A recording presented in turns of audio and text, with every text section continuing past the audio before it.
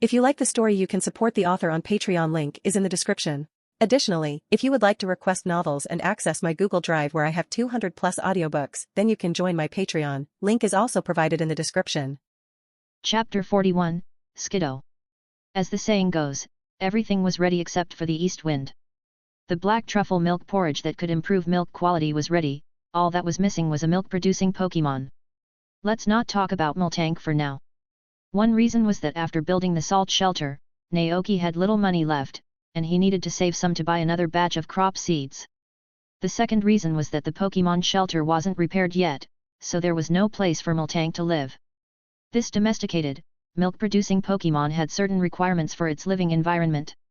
It was best kept indoors in a warm environment, which was beneficial for milk production. In contrast, Skiddo didn't have such needs, as they were used to a rougher lifestyle. They could generate energy using the leaf-like on their backs, relying only on water and sunlight to survive on rocky mountains with little food. They preferred windswept meadows to indoors, where they could graze on fresh grass anytime, anywhere. Therefore, Naoki planned to fence off the tall grass patch on the west side of the pasture and build an open pen for the Skiddo to live in. "I'll go with you." Upon hearing Naoki's plan, Yasuke quickly got up and started cleaning up the campsite with Sir Fetchd. They extinguished the fire and folded the tent into their backpacks. The large tent easily fit into Yasuke's small backpack. Naoki was immediately intrigued and looked surprised. "Space bag." Yasuke hummed, "Amazing, isn't it? Such a small backpack can hold so many things. It's a must-have item for any traveling trainer." Yasuke unzipped his backpack, and Naoki peered inside, seeing a vast space. In addition to the tent, there were tables, chairs, benches, and cooking pots. Amazing technology. It was definitely cutting edge. If he could use this for fishing, wouldn't it be much better than a net? Naoki decided to inquire about Space Bag at the department store in town. For now, he and Yasuke headed towards the area where the Skiddo were known to roam. After hearing about the Pokémon Naoki wanted to catch, Yasuke took the initiative to lead the way. He was very familiar with the area and knew exactly where to find them. The two of them navigated around Casroy Lake, crossing a shallow beach to reach an area covered in dense grass. There, they spotted a few Skiddo leisurely grazing. 1, 2, 3. There are 3 in total. Which one are you going to catch? Yasuke asked in a low voice. All of them, of course. Naoki replied excitedly. Yasuke was momentarily speechless, but then he remembered how he had criticized the trainer who captured the Gargonicle and left the Knackley behind. He felt reassured knowing Naoki planned to take them all. "Well, you should go out and challenge them now," Yasuke said, explaining the process of how a trainer captures Pokémon, knowing that Naoki wasn't one. However, Naoki's method of capturing Pokémon was somewhat different from that of typical trainers. He shook his head, declining Yasuke's suggestion, and instead pulled out 3 green dumplings from his bag. Yasuke looked puzzled. "What are those? Are they those sticky globs that ancient trainers used to catch Pokémon?" He had heard that in ancient times, trainers used something called sticky globs to battle Pokémon in close combat and capture them. Naoki chuckled, "No, this is food I prepared specially for them. Green grass dumpling, see a special dish made with glutinous rice flour as the outer layer, filled with lush green grass grown in spring and a small amount of sugar. Cooking effect, after consumption, slightly increases the chance of a grass-type Pokémon learning a grass-type move. Additional effect, slightly increases the friendliness of grass-type Pokémon. Rating, a very imaginative dish." The Skiddo in real life looked incredibly cute. They resembled small sheep with fluffy dark brown fur, white faces, and a patch of brown fur connecting the face to the back, giving them an adorable cat-like appearance. They had round black noses and bright, round black eyes, which made them look very intelligent. The most charming feature was the leaf-shaped green mane on their necks, making them look like sweet babies wearing triangular scarves. How adorable! Naoki imagined himself riding a Skiddo, going for a leisurely stroll. Yasuke, beside him, chimed in, "Skiddo are very docile Pokémon. There are records of them being one of the earliest Pokémon to live alongside humans. Even in modern times, some people living in mountainous areas still ride them on mountain roads. You shouldn't have any trouble catching them." Naoki nodded slightly, then asked Kora Iden to stay behind and approached the Skiddo with the green dumplings. The sound of his footsteps immediately caught the attention of the three Skiddo. They all turned their heads to look, their bright eyes filled with curiosity rather than fear. Naoki gently tossed one of the dumplings, which landed right in front of one of the Skiddo. It lowered its head, sniffed for a few seconds, then opened its mouth and ate the dumpling. The next second, a happy expression appeared on its face. Ma! So delicious! Naoki repeated this with the other two Skiddo, who reacted similarly after eating the dumplings. Only after finishing all three dumplings did the Skiddo raise their heads and look at the human expectantly. Naoki gave them a friendly smile. He took out 2 Pokeballs from his pocket and said, "Come with me. This way, you can have this food every day." As soon as he finished speaking, 2 Skiddo ran over to him, nuzzling him gently with their heads. Naoki was taken aback. That was easy. He now understood why Skiddo were one of the first Pokémon to live with humans. Perhaps their ancestors had been offered food by humans, leading them to realize that they could have a steady supply of food by staying close to them. The remaining Skiddo watched its 2 companions leave with the human trainer for a bit of food, stunned and unable to process what had just happened. Its expression seemed to say, "How could you do this?" Naoki then turned his attention to the last Skiddo. Noticing his gaze, the Skiddo suddenly became alert. It tapped its hooves on the ground. "Ma! Human trainer, if you want to catch me, you'll have to prove your strength." Naoki was surprised. He asked tentatively, "Do you want to have a Pokémon battle with me?" "Ma!" The Skiddo nodded seriously. Naoki was at a loss for words. He wasn't a trainer. At that moment, the Skiddo looked behind Naoki. Following its gaze, he saw that Koraiden had quietly moved to his side. Yasuke trailed behind, noticing the Skiddo stance. "It wants to battle you!" he exclaimed. At this point, the trainer must battle the Pokémon. Only by winning will it be willing to enter a Pokeball and accept you as its trainer. Naoki was aware of this, but... He turned and whispered to Koraiden, "Can you battle?" Koraiden immediately nodded, brimming with confidence. "Gah! Of course! Just a little goat, watch me defeat it in one move."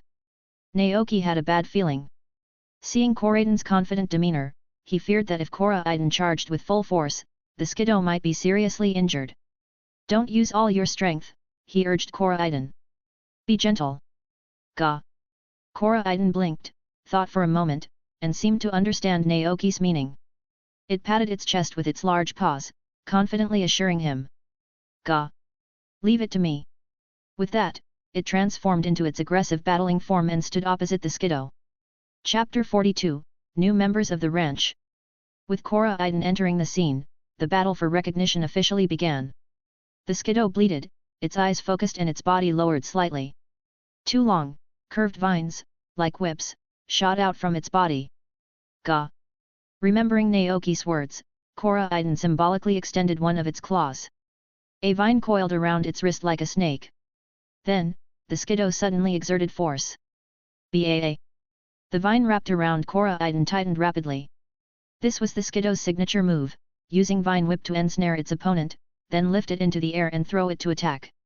Every muscle in the Skiddo's body tensed, attempting to lift Koraiden with the vine. However, the expected result didn't happen. Koraiden remained motionless, merely looking at the vine on its wrist with a hint of confusion. "Baa!" The Skiddo was taken aback. The next second, Koraiden grabbed the vine and gave it a gentle tug. The Skiddo's body was pulled forward. "Skiddo, equals O. Koraiden's strength is incredible." Yasuke murmured, eyes wide with amazement. Naoki remained silent, continuing to watch the battle unfold. Due to Koraiden's immense strength, the vine snapped halfway. The Skiddo managed to stop itself and stood up, slightly embarrassed. This Skiddo was agile and decisive. The moment it regained its footing, it launched a razor leaf attack at Koraiden. Simultaneously, Koraiden moved. It lunged forward, raising its right claw high. Energy surged in its hand, forming a massive dragon claw that it swung towards the Skiddo, meeting the incoming razor leaf. The razor leaf hit Koraiden but seemed so light and flimsy that it caused almost no damage. Just as Koraiden was about to strike the Skiddo, it glanced at its dragon claw and suddenly realized this move was a bit too powerful. As a result, it withdrew the surging energy, and the giant white dragon claw instantly shrunk to a much smaller size, then gently patted the Skiddo. "Baa!" However, Koraidon had still misjudged its own strength. With a light tap of its claw, the Skiddo was sent flying, landing on the grass behind it. Koraidon! It quickly turned to Naoki, its eyes filled with guilt, as if to say it hadn't meant to do that. Naoki! All right, that's enough. Naoki called out, stopping the battle. He and Yasuke rushed to the Skiddo, and after a careful inspection, they found that it was only unconscious, much to their relief. Gah! Koraidon approached, concerned about the Skiddo's condition.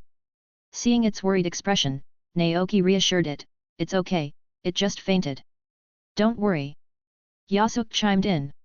Every Pokémon is prepared for the possibility of getting hurt in battle. Naoki, it's time to catch it.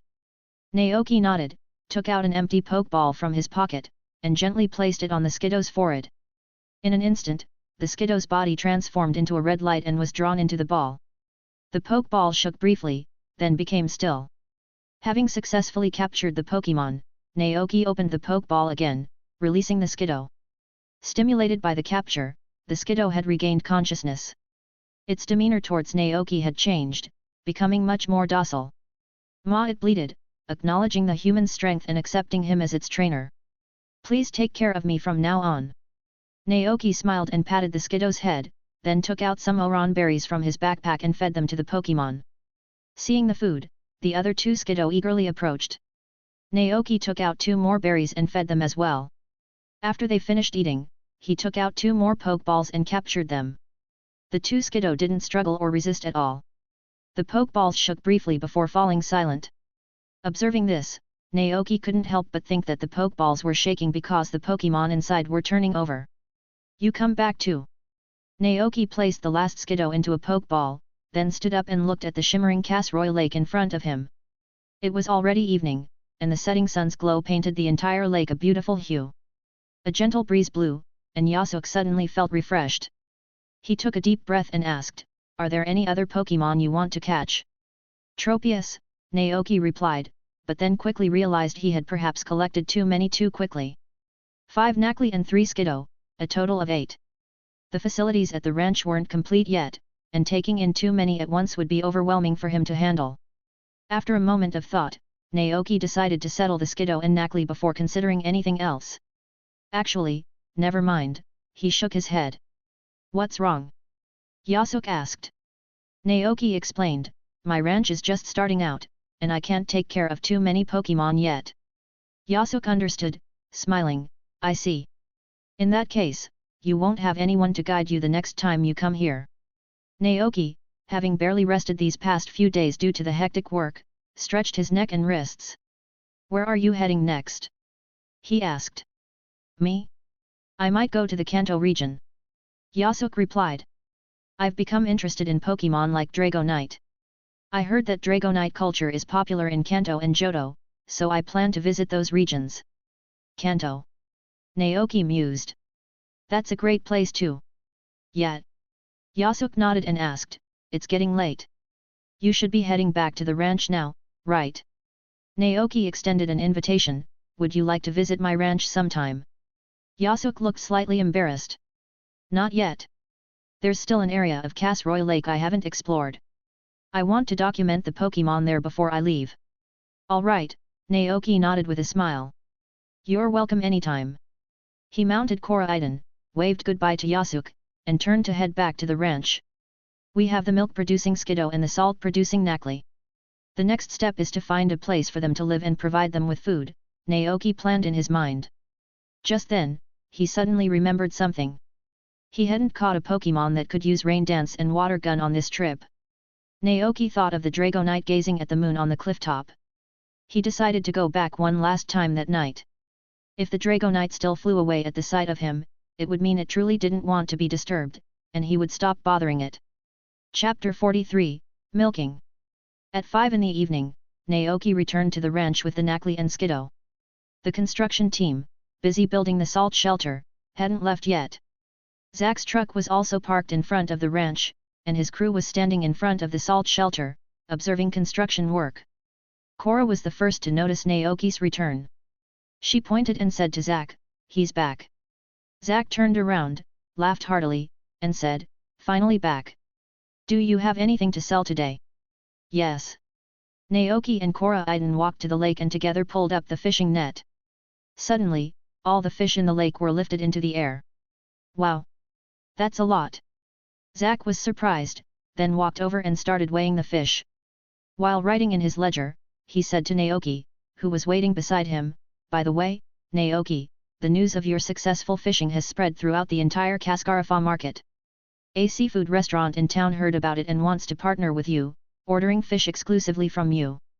Are you interested in collaborating?" A seafood restaurant? Naoki was a bit surprised. Zack nodded, a smile appearing on his tanned face, his white teeth gleaming. It's a very famous seafood restaurant. Many people from other towns come here specifically to taste their delicious food. Naoki pondered for a moment, then declined the offer. I'll pass. The ranch was too far from Casroy Lake and the Paldean Sea, and the way he and Koraiden caught fish was primitive. This method was only suitable for the initial transition. If he continued fishing day and night like this, it would be worse than a 9-9-6 work schedule. Moreover, raising Nakli was much more profitable than fishing. I understand, Zack nodded. I'll let them know. Okay, the total comes to 3,360 poke dollars. He took out the exact amount from his bag and handed it over. Naoki accepted the payment. Zack turned back to his van. See you tomorrow. Naoki nodded slightly. See you tomorrow. Zack drove off in his van. Cora and her construction team also stopped working. It's getting late today. We'll be back tomorrow to continue. Okay. Watching Koraiden leave, Naoki took out 8 Pokeballs from his backpack and released the Nakli and Skiddo one by one. The 8 Pokémon looked around curiously. This is our home from now on. Naoki declared. Nakli. Ma. The Nakli seemed happy, while the Skiddo were immediately drawn to a lush green meadow. They ambled across the vast grassland, occasionally lowering their heads to nibble on the fresh, verdant grass. Since the salt shelter hadn't been built yet, Naoki brought the Nakli inside the house, choosing to let them stay there overnight. The Skiddo remained outside, where they preferred to be on the grass. After briefly introducing the Pokémon to each other, Naoki hurried to the kitchen to prepare dinner. Cyclizar and Smolov didn't react much to the new arrivals. Cyclizar went outside to watch the Skiddo graze, Smolov lay sleepily in its flower pot, and Koraiden followed Naoki to the kitchen. Alcremie, however, was curious about the Nakli. Alcremie. The Nakli timidly looked at this Pokémon that exuded a sweet fragrance. Compared to them, Alcremie was larger, and being new to the environment, the 5 Nakli huddled together in fear. Alcremie. Alcremie was a bit confused. Am I that scary? To put them at ease, Alcremie decided to share its delicious whipped cream with them. So, when Naoki brought dinner to the table, he saw the Nakli covered in cream. The Nakli were nibbling on the cream, looking very happy. Alcremie stood in front of them, gazing at these rock-like Pokémon with a cheerful expression, sharing its delicious treat. Alcremie. Eat it. Don't be afraid of me. After eating the cream, we'll be good friends. Naoki couldn't help but smile. Although he didn't know exactly what had happened, it seemed they had already become friends. Naoki placed the food on the table, and as he glanced at the Nakli, something unexpected caught his eye. The whipped cream from Alcremie and the rock salt from the Nakli had combined, creating a magical chemical reaction. Relevant information popped into Naoki's mind. Salted caramel cream, a brand new cream that combines the flavors of milk, caramel, sweetness, and rock salt. The perfect blend of various flavors makes it a good choice for desserts. It is very appealing to Pokémon who enjoy sweet and salty flavors. Alcremie. Seeing Naoki, Alcremie turned around and called out happily. Seeing that they seemed to be getting along well, Naoki said casually, "Remember to take good care of these Nakli for me." Alcremie. Alcremie promised that it would look after these strangely scented Pokémon. Naoki smiled, imagining the Nakli evolving into an ACL stack with Alcremie, who had bonded with them, riding on their shoulders. The combination of caramel cream and rock salt sounded delicious. The pleasant dinner ended, and the sky outside darkened. Naoki placed the Nakli on the floor of the room and then went outside with a bag of green grass dumplings.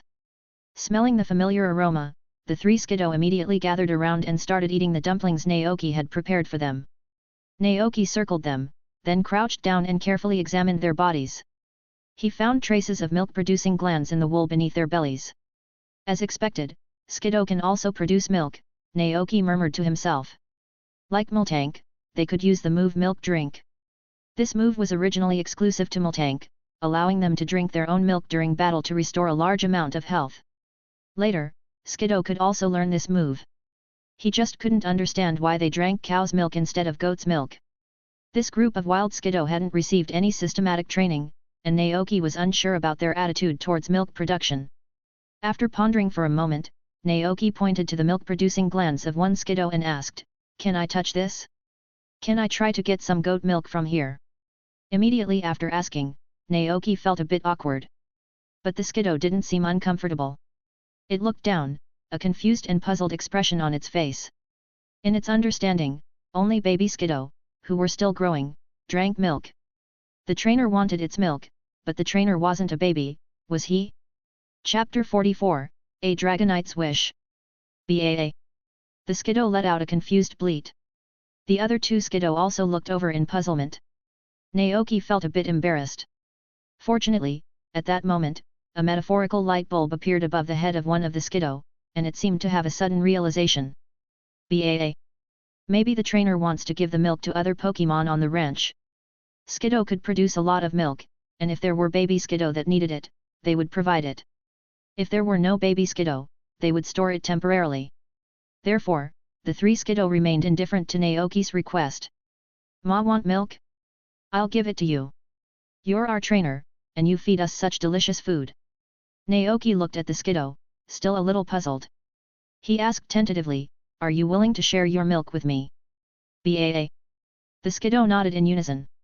Naoki was delighted, but he felt that the Skiddo had misunderstood something. After a brief pause, he explained that he needed their milk to sell and make money. He continued, "I'll use the money I earn to buy more ingredients and make more green grass dumplings for you." "Ma?"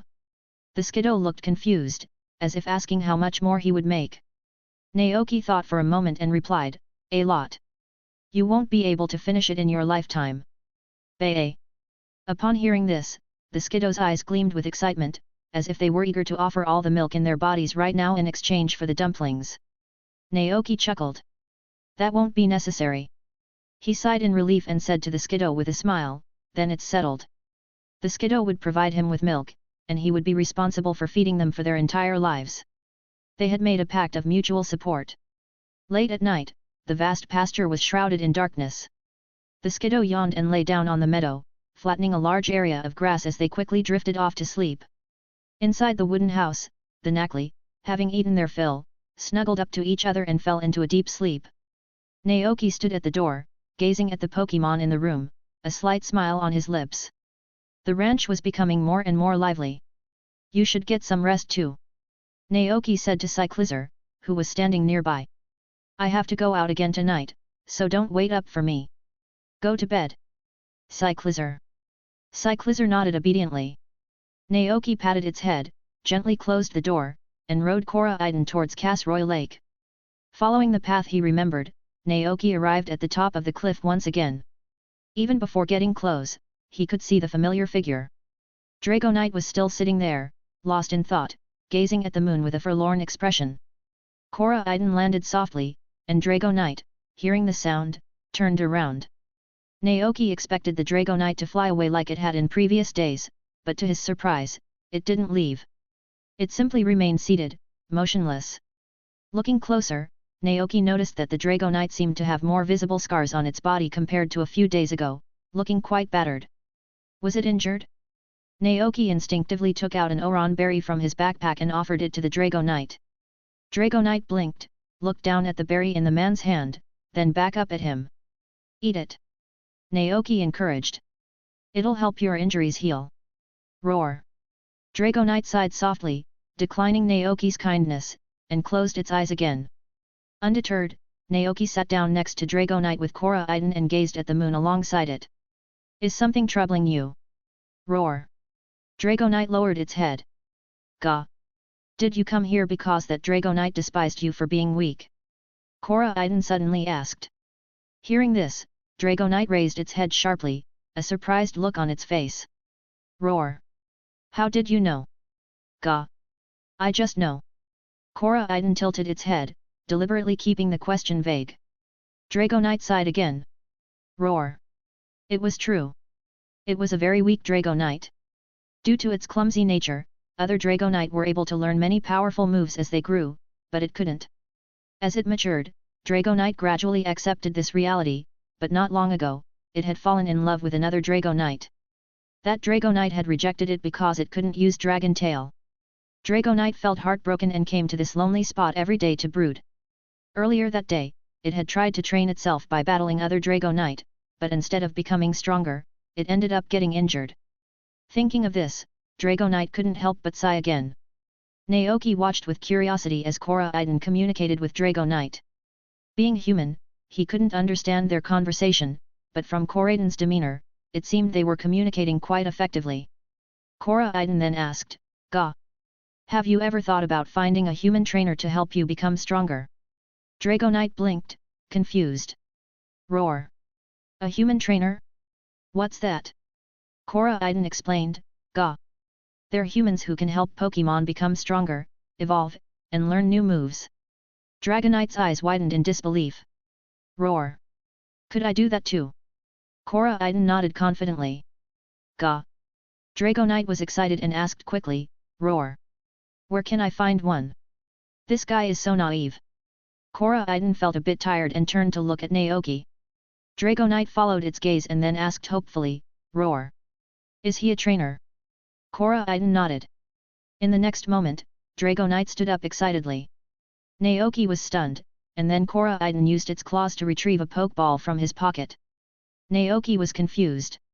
He took the Pokeball Koraidon offered him, and before he could ask any questions, he heard Koraidon and Dragonite talking. Then, Dragonite extended its claw. The moment it touched the Pokeball button, its body was engulfed in a red light. Witnessing this, Koraidon seemed satisfied. Ga. Now I can finally get some sleep. Naoki was still baffled. He looked at the Pokeball in his hand, then at Koraidon, and couldn't help but ask, what did you say to it? Why did it suddenly change its mind? Ga. Koraidon shook its head, indicating it hadn't said anything, then pointed at the Pokeball and flexed its muscles. Naoki was taken aback and guessed, it wants to become stronger. Ga. Koraidon nodded happily. What the heck? Wanting to become stronger, so it needs a trainer? Why was this Dragonite acting so foolishly? But he wasn't a trainer. Naoki looked at the Pokeball in his hand. This should be considered a successful capture, right? Chapter 45, Delivery Duty. Upon returning to the ranch, Naoki was still perplexed. Judging by Koraidon's actions and cries, it seemed to have learned from Dragonite about its desire to become stronger, and that Dragonite was unaware of what a trainer was. Then, Koraidon had recommended Naoki to Dragonite, claiming he could help Pokémon become stronger. While technically true, it was also how Dragonite excitedly entered the Pokeball, completely unaware that Koraidon might have been exaggerating. Was it innocence or naivety? Naoki couldn't tell. Koraidon landed on the ranch, and Naoki released Dragonite from the Pokeball. Seeing the wounds on its body, Naoki offered it an Oran berry again. This time, Dragonite didn't refuse. It reached out its claws, took the berry, and ate it eagerly. As long as it became stronger and learned more moves, it could return to the island and prove itself to the Dragonite that had rejected it. But how could it become stronger? Dragonite looked expectantly at the human in front of it. Naoki couldn't help but face palm. Let's call it a day. It's getting late, and I'll try to find a way to help you become stronger tomorrow. Roar. Dragonite looked a bit disappointed. Due to limited space in the cabin, Naoki returned Dragonite to the Pokeball for the night. The next morning dawned bright and clear. Naoki got up and started working on the ranch with Cyclizar and Koraidon. Dragonite followed them eagerly, anticipating their help in making it stronger. As Naoki put feed and water in the chicken coop, he turned to see Dragonite trailing closely behind. He was momentarily speechless. Naoki returned to the cabin, quickly cooked a steak to temporarily boost strength and stamina, and fed it to Dragonite. After eating, Dragonite's eyes lit up, feeling a surge of energy in its body, as if it had boundless strength. This further solidified its trust in the human before it. Stay on the ranch, Naoki instructed. I have to go out and take care of some things. We'll talk in the afternoon. Work on the ranch was always busy. After feeding the chickens and watering the plants, Naoki still had to go to town for daily necessities. Roar. Okay. Naoki left Dragonite in Koraiden's care and, after giving Koraiden some instructions, rode Cyclizar to the town. This time, he mainly planned to buy some milking equipment and ingredients. His first stop was the Pokémon Center. Upon entering, he saw the girl who had delivered Smolov and Alcremie to his ranch. She was wearing an apron and cleaning with a rag. When she saw Naoki, she immediately stood up and greeted, "Mr. Naoki, good morning." "Hello," Naoki replied, looking around. "Where's your grandfather?" The girl replied, "Grandpa went out on business today. I can help you with anything you need." "I see." Naoki didn't pry further and simply explained his purpose. The girl looked surprised and asked, "Did you catch a Pokémon that produces milk, Mr. Naoki?" Naoki nodded. "Yes, since the ranch is just starting, there isn't enough money to buy all the supplies, so I thought I could catch them myself." "I see, Mr. Naoki must be a very good trainer." The girl then went to a shelf in the back and retrieved an item. "This is a milking machine. We also have milking buckets and glass bottles. Typically, a Skiddo produces milk once every 2 days, yielding about 2 to 3 kilograms each time. The rancher uses the milking machine to collect the milk into buckets, which is then transferred to glass bottles. From there, it can be stored for personal consumption or used to make cheese and other products, or it can be sold. The selling price varies depending on the quality, with higher quality milk fetching a higher price. Under normal circumstances, a 300 ml bottle of goat milk sells for around 200 Poké. Of course, the rancher can also sell it in bulk, with the buyer paying based on the quantity. Naoki had researched this beforehand. He purchased a milking machine, 3 milking buckets, and 200 glass bottles for packaging, all for a total of 4,600 Poké. After paying, the girl said, "All right, I'll deliver these items to your ranch later, Mr. Naoki. Thank you for your trouble." Naoki thanked her politely, then rode Cyclizar to the market to buy a large quantity of glutinous rice flour, sugar, and various ingredients that Pokémon typically eat. The glutinous rice flour, sugar, and grass could be made into the green grass dumplings that the Skiddo loved. He planned to make a large batch at once and store them as feed. Having completed his tasks, Naoki didn't linger in town. By the time he rode Cyclizar back to the ranch, the construction team had already arrived and begun work. Seeing Naoki, Cora glanced at the dazed Dragonite not far away, a surprised expression on her face. "I never thought you could catch a rare Pokémon like Dragonite." Naoki hesitated. Could he tell her that this Dragonite had followed him back on its own? But Cora didn't pry further. She simply made a casual remark and continued her construction work. Naoki turned and put the purchased ingredients into the cupboard. By the time he came back out, the milking machine, bucket, and glass bottles had been delivered. After receiving the items from the girl, Naoki took them to where the 3 Skiddo were grazing. The 3 Pokémon stood up obediently. Naoki carefully attached the milking machine to their udders, placed a bucket underneath, and with a gentle squeeze, sweet-smelling goat milk flowed into the bucket. "Am I using enough force? Are you uncomfortable?" Naoki asked. The Skiddo shook their heads, indicating they were fine. "That's good." Naoki breathed a sigh of relief and continued milking. By the time all 3 Skiddo were milked, the bucket was nearly full, weighing about 15 pounds. Naoki checked the specifications, 7.5 liters. The glass bottles are 300 ml each, and sell for 200 Poké per bottle. 7.5 liters of goat milk could sell for about 5,000 Poké.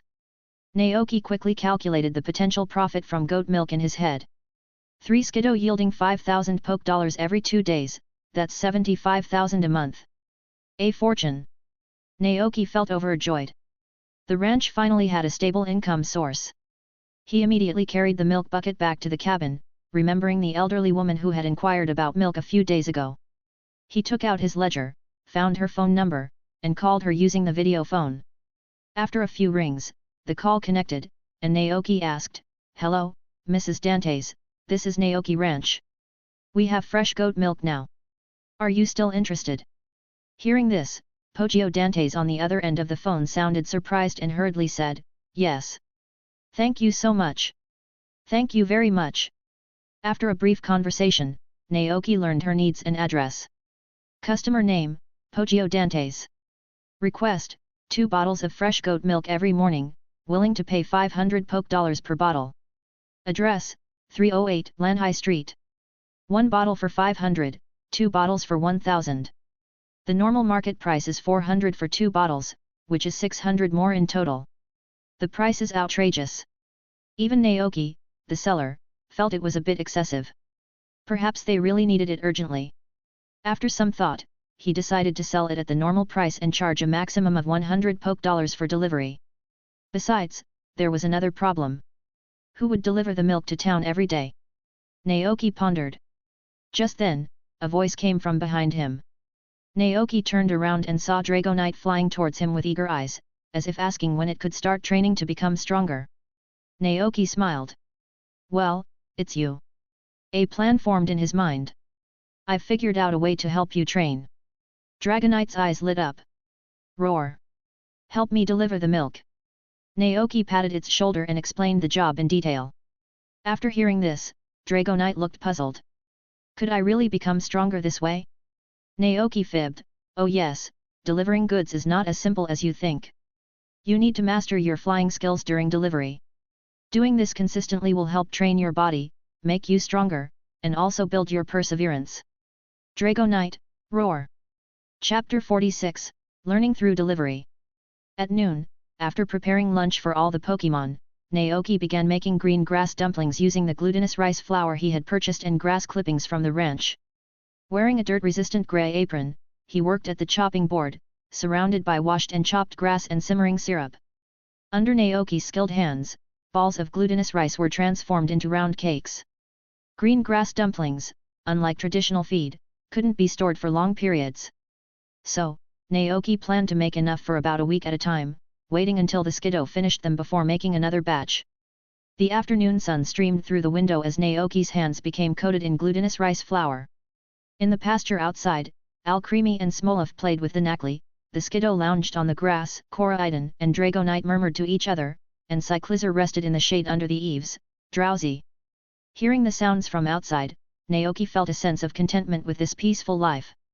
Stretching, he started wrapping the green grass in the glutinous rice balls and steamed them all in a pot. He worked diligently until 3:30 in the afternoon, when everything was finally finished. The green dumplings, like plump newborns, were piled high in a large stainless steel bowl. Naoki looked down, and information about the dumplings appeared in his mind. Green grass dumpling, see a special dish made with glutinous rice flour as the outer layer, filled with lush green grass grown in spring and a small amount of sugar. Cooking effect, after consumption, slightly increases the chance of a grass-type Pokémon learning a grass-type move. Additional effect, slightly increases the friendliness of grass-type Pokémon. Comment, a very creative dish. It can slightly increase the chance of Pokémon learning grass-type moves. Naoki pondered. It shouldn't be a problem to have them eat this 3 times a day as a meal, right? Perhaps? Naoki didn't dwell on it too much, as the ingredients used in the green grass dumplings were quite ordinary. Leaving the dumplings to cool, Naoki took rice and moo milk from the cupboard and started cooking milk porridge to improve the quality and nutrition of the milk. This time, he learned his lesson and didn't directly add the chopped black truffles to the dish. Instead, he used a grater to shave the truffles into powder and then mixed it in. Soon, a simple milk porridge was ready. The effect was the same as before. Black truffle milk porridge, milk porridge made with black truffle, sugar, and moo milk. The quality of the dish has been greatly improved by the addition of black truffle. Cooking effect, better milk LV3, limited to milk-producing Pokémon. Upon consumption, it greatly improves the quality of the fresh milk produced by the consumer, making it tastier and more nutritious. It also has the effect of quickly restoring stamina. Evaluation, this is superb milk porridge. The nutrients it contains are suitable for the growth of all Pokémon. It is a rare delicacy. Naoki scooped out 3 bowls, brought them to the Skiddo, and said with a smile, "Enjoy." The Skiddo immediately smelled the rich, milky aroma. They were used to eating grains, so they had no objections to foods like rice and milk. Perhaps it was truly delicious, as the 3 Skiddo quickly drank the porridge, licking the bowl clean and even looking a bit unsatisfied. It's a shame I have to wait 2 days before they can produce milk again, Naoki thought to himself. He had already milked all the Skiddo today, so there was no way to immediately check the changes in the milk. Before evolution, Skiddo could only produce milk once every 2 days. Only after evolving into a Gogoat could they produce milk daily, with improved quantity and quality. After feeding the Skiddo, Naoki returned to the cabin and washed the bowls. Then, he went to find Korra and discussed building the pen. A goat pen? That's easy. You just need to use a wooden fence to enclose an area, Korra said with a smile. This is simpler than building the salt shelter, which will be finished tomorrow morning. I'll bring the materials and help you build the pen then. Okay, Naoki nodded. He had about 15,000 poke dollars left from his fishing earnings, and after building the pen, there would be only 5,000 remaining. Naoki couldn't help but sigh, didn't that money disappear too quickly? He hadn't even noticed it dwindling. Fortunately, with the Skiddo and Nakli on the ranch, he could continue earning income. Once the salt shelter is built tomorrow, we'll officially start raising Nakli. Combined with the milk from the Skiddo, we should be able to earn back the money within a month. And the crops in the fields are almost ripe, which should bring in some income too. Naoki was planning the next steps for the ranch. But before that, he had one more task, familiarizing Dragonite with the delivery route. With that in mind, Naoki found Dragonite and said, "Let's go." Roar! Dragonite let out a happy cry. Naoki asked Korra Iden to stay at the ranch while he rode on Dragonite's back, flying to town. Dragonite didn't seem to mind being ridden. In fact, its mind was so focused on becoming stronger that it didn't care about anything else. The feeling was completely different from riding Korra Iden. Dragonite's body was soft and felt wonderful to the touch. It's a shame I didn't get to touch its big belly, Naoki thought with a touch of regret. Dragonite soared through the air, feeling a bit worried. Flying like this didn't seem any different from flying over the sea in the past. Could it really become stronger this way? Dragonite let out a confused cry. Although they couldn't converse directly, Naoki could roughly guess what Dragonite meant based on its expression and tone. It doubted whether delivering goods could actually make it stronger. How could that be possible? Naoki immediately addressed Dragonite's concerns. Delivering goods isn't just about delivering goods. You have to use your heart to feel everything in the process, like the flow of the wind, the formation of air currents, or the grass and trees along the way. Use your eyes to observe, and in the process of delivering goods, slowly get to know everything around you, understand it, imitate it, and finally master it. You can imitate the process by flapping your wings to feel the flow of the wind, or you can try to blend into the airflow. No Dragonite is born with the ability to use those powerful moves. Everyone, no matter who they are, needs to practice and put in consistent effort to master their moves. Roar! What profound words! Why did some of it sound confusing to Dragonite? However, it all sounded very powerful. It had to learn those powerful moves and become stronger. Dragonite was instantly filled with determination. Chapter 47, Delivery Man. Seeing Dragonite's determined expression, Naoki felt a sense of relief. The man and the dragon arrived in town, and Naoki found Lanhai Street by following the road signs. It was a residential area located in the northeast corner of town. The houses were typical Paldean-style buildings, neatly arranged on both sides of the road, surrounded by carefully tended flowers and plants. The streets were clean, and its distance from the market area made the neighborhood very quiet. Number 308. Naoki and Dragonite walked around until they finally found the house at a fork in the road. He entered the flower-filled garden and knocked on the door. "Excuse me, is Mrs. Dante's home?" After waiting for a while, no one answered. Naoki suspected that she might have gone out. "This address should be correct," he muttered, double-checking the house number on the note in his hand. He didn't wait any longer. Instead, he turned to Dragonite and said, "This is the place.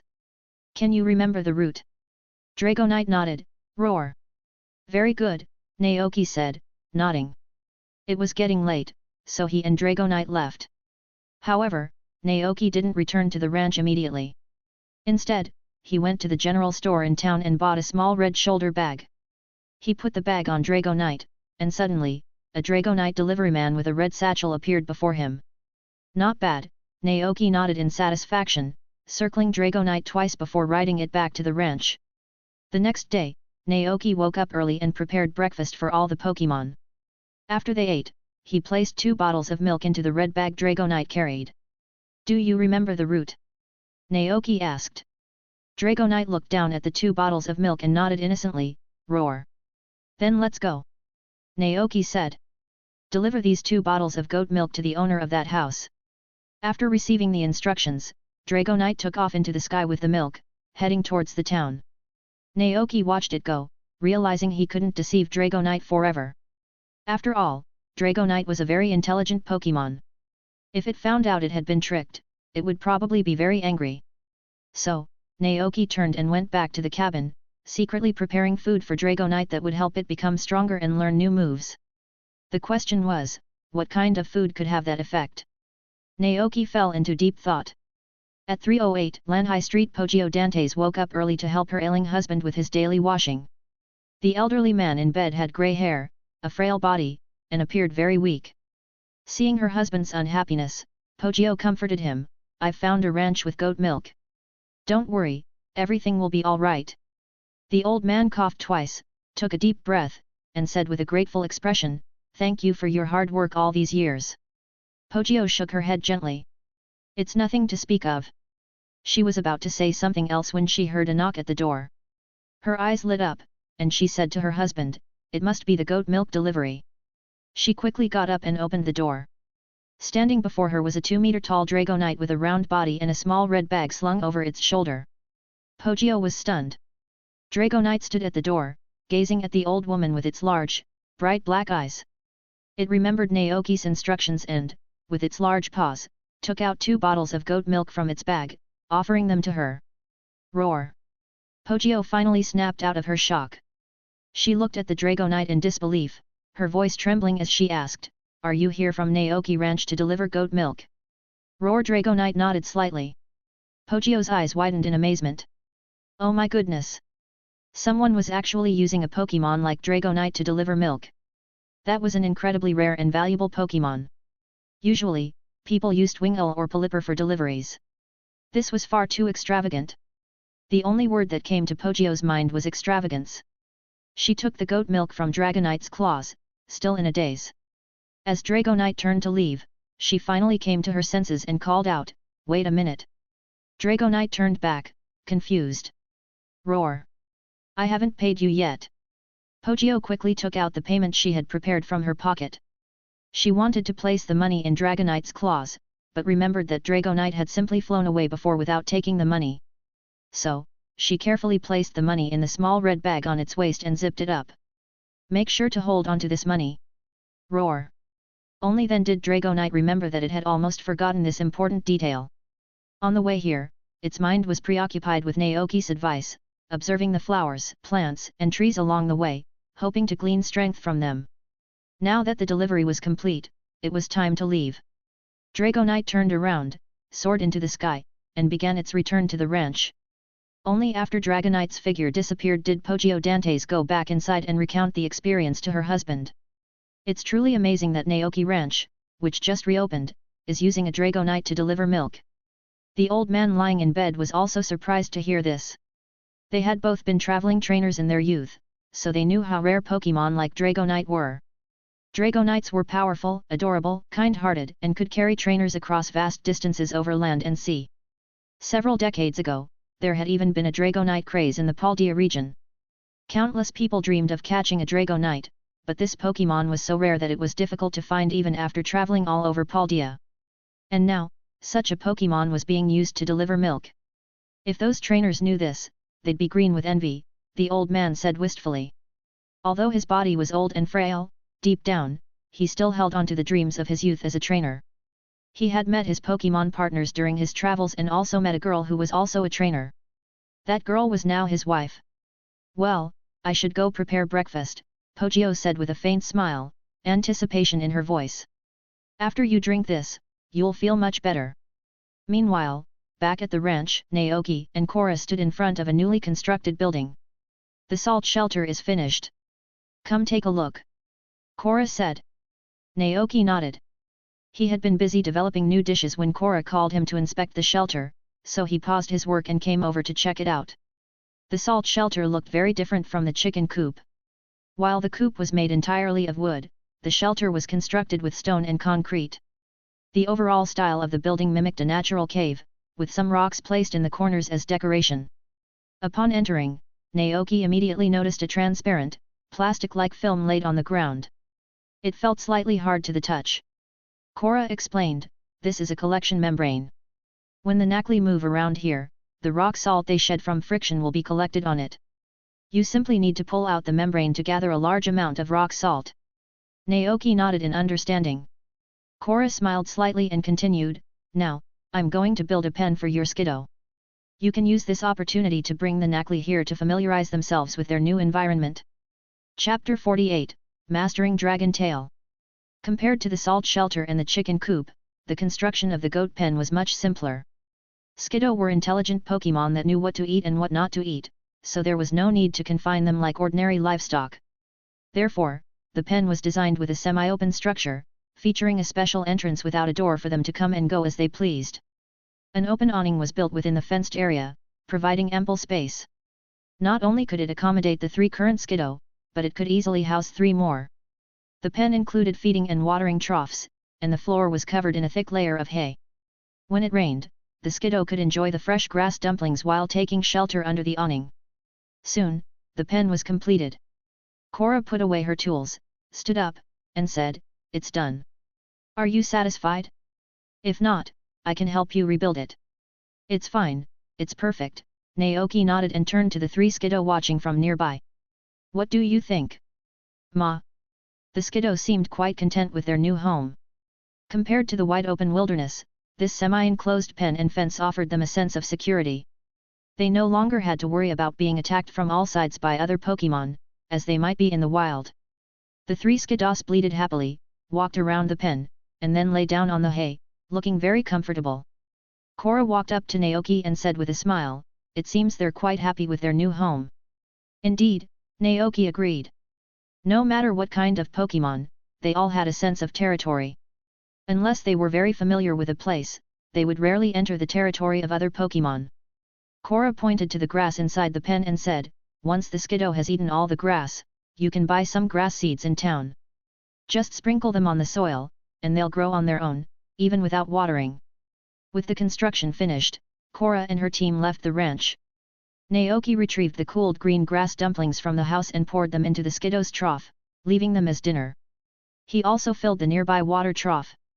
After that, he found the Nackly and led them to their new home. Inside the salt shelter, Naoki smiled and asked the 5 Nackly, how is it? This is your new home. Are you happy with it? Nackly. Just like the Skiddo, the Nackly were very satisfied with their new home. They swarmed into the shelter, curiously exploring and familiarizing themselves with the environment. Meanwhile, Alcremie, who had been playing outside, heard that the Nackly had moved into their new home and rushed over with Smolov to celebrate. After spending some time together, the Nackly were no longer afraid of Alcremie, and they seemed to have become good friends. Naoki described this relationship as the friendship between caramel cream and rock salt. It was no secret that the new cream created by blending the 2 tasted quite good, with a flavor reminiscent of Assam milk tea with cheese and rock salt. You guys play here. I'm going to see if Dragonite is back, Naoki said. The Nackly nodded in unison. Naoki smiled, turned, and went outside. He saw Korra Iden waiting for him and asked, is Dragonite back? Gah, Korra Iden shook its head. Not yet. Naoki walked forward and looked towards town. Passing by the Skiddo pen, he noticed the 3 Skiddo lazily lying on the hay, their bellies bulging. Naoki. He glanced at the feed trough and saw that the green grass dumplings he had left for them were all gone. Naoki, hey! Those weren't meant to be snacks. Hearing Naoki's tone, the 3 Skiddo thought they had done something wrong, and their bleats became timid. Ma. Naoki sighed. Never mind, just eat them. It's just a few dumplings. I can always make more. It's okay. It's a blessing to be able to eat. Naoki said, comforting the Skiddo. Next, he planned to go back to the house and continue experimenting with new dishes. But before he could turn around, a green light suddenly burst from the body of one of the Skiddo. The light sank into the earth, and the surrounding area glowed with a vibrant green hue. In the light, countless blades of grass shimmered with crystalline light, swaying gently, radiating a strong and vigorous vitality.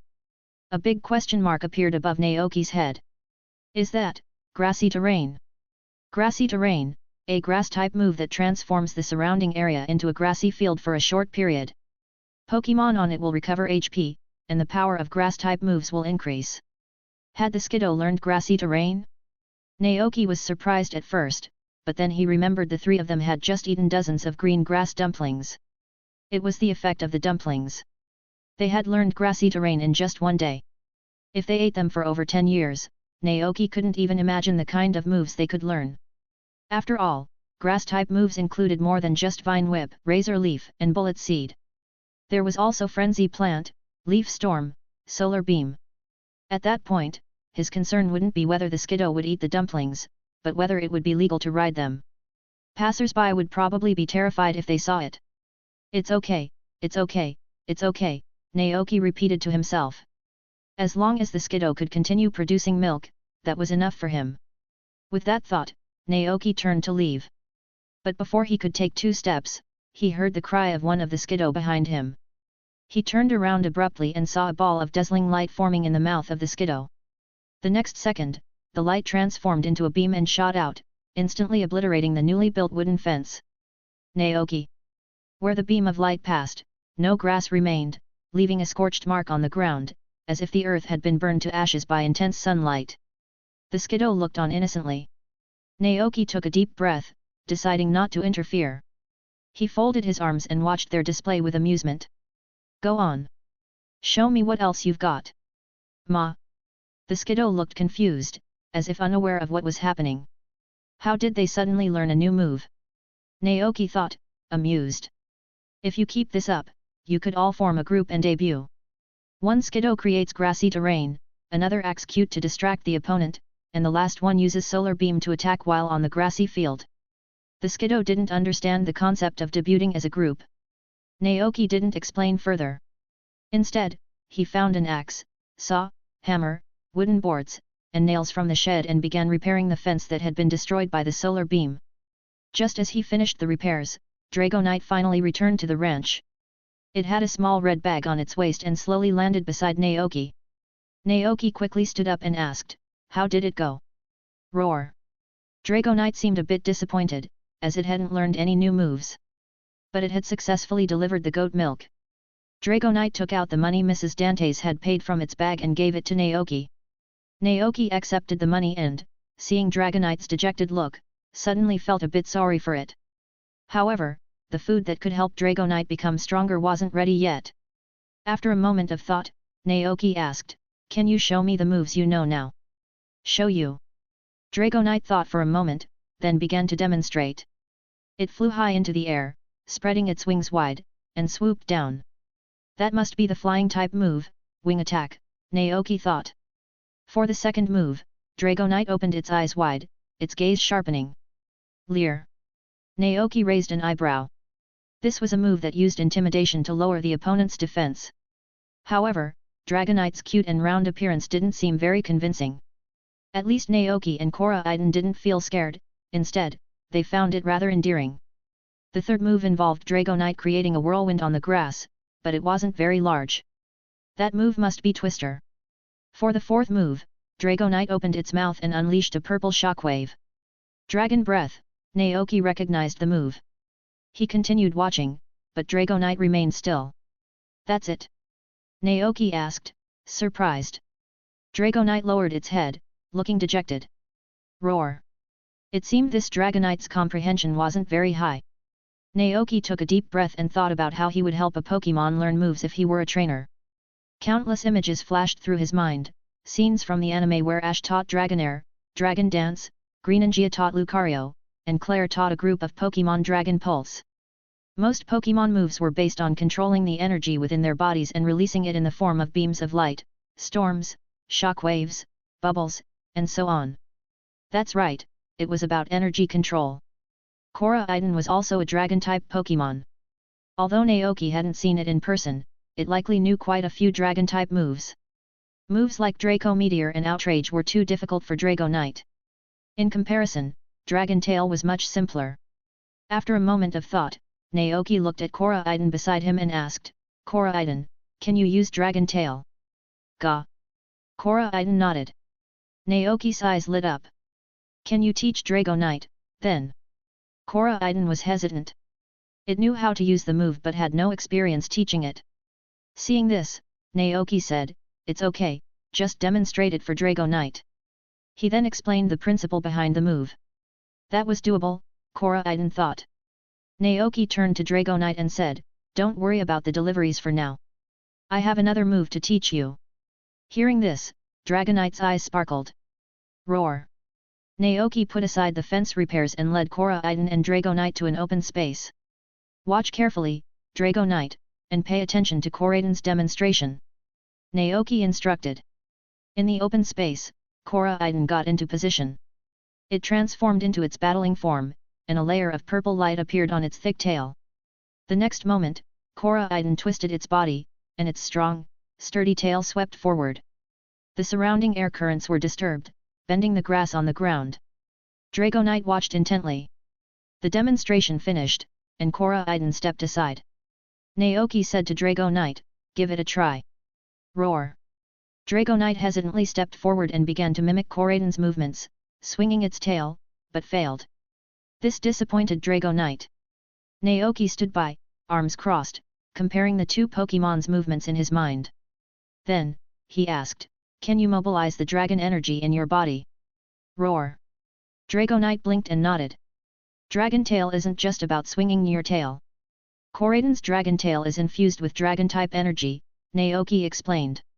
Try to concentrate that energy into your tail, then lash out with it. Dragonite seemed to understand but not entirely. Concentrate the dragon energy into the tail. Dragonite tried again, but still failed. This discouraged it.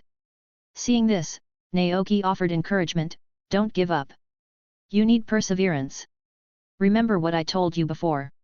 Dragonite looked up. Roar! Naoki continued, "No Dragonite can master a move right away. Since you can't use Dragon Tail yet, let's take it step by step. Break down the entire movement.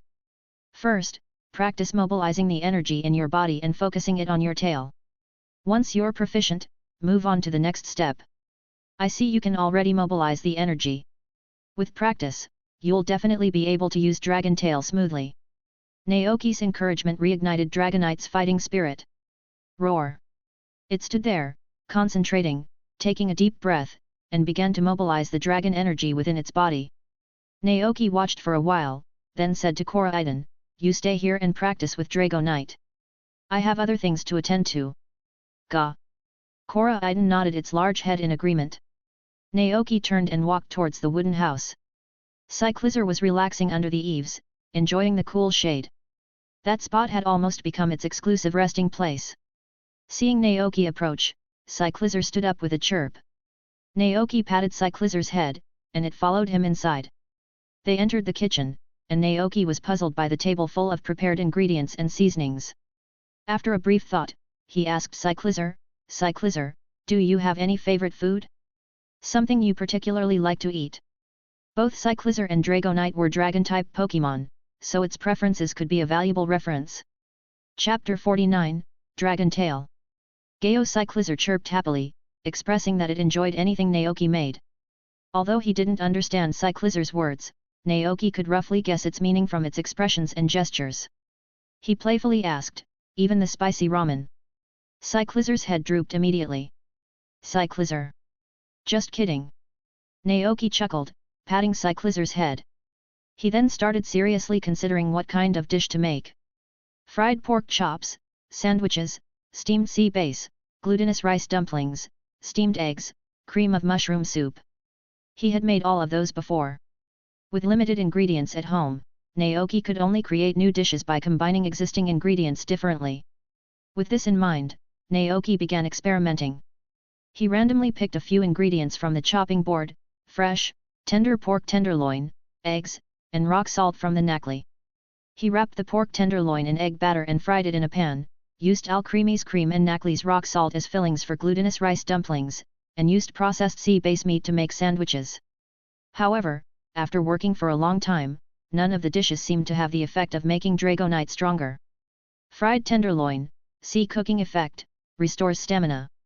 Snow puffs, B cooking effect, moderately increases the friendliness of Pokémon who love sweets. Very appealing to Alcremi. C base sandwich, C plus cooking effect, carrying it on your person will easily attract water-type Pokémon. Naoki. He couldn't help but sigh and fed the fried tenderloin to Cyclizer, who ate it happily. Naoki fell into deep thought. This is a bit tricky. His eyes scanned the various ingredients on the table, and when they landed on some fruits in the basket, he suddenly remembered a dish he had made before. Fruit salad. That was it. Fruit salad. It was a special dish that could randomly generate Pokémon moves if it was this.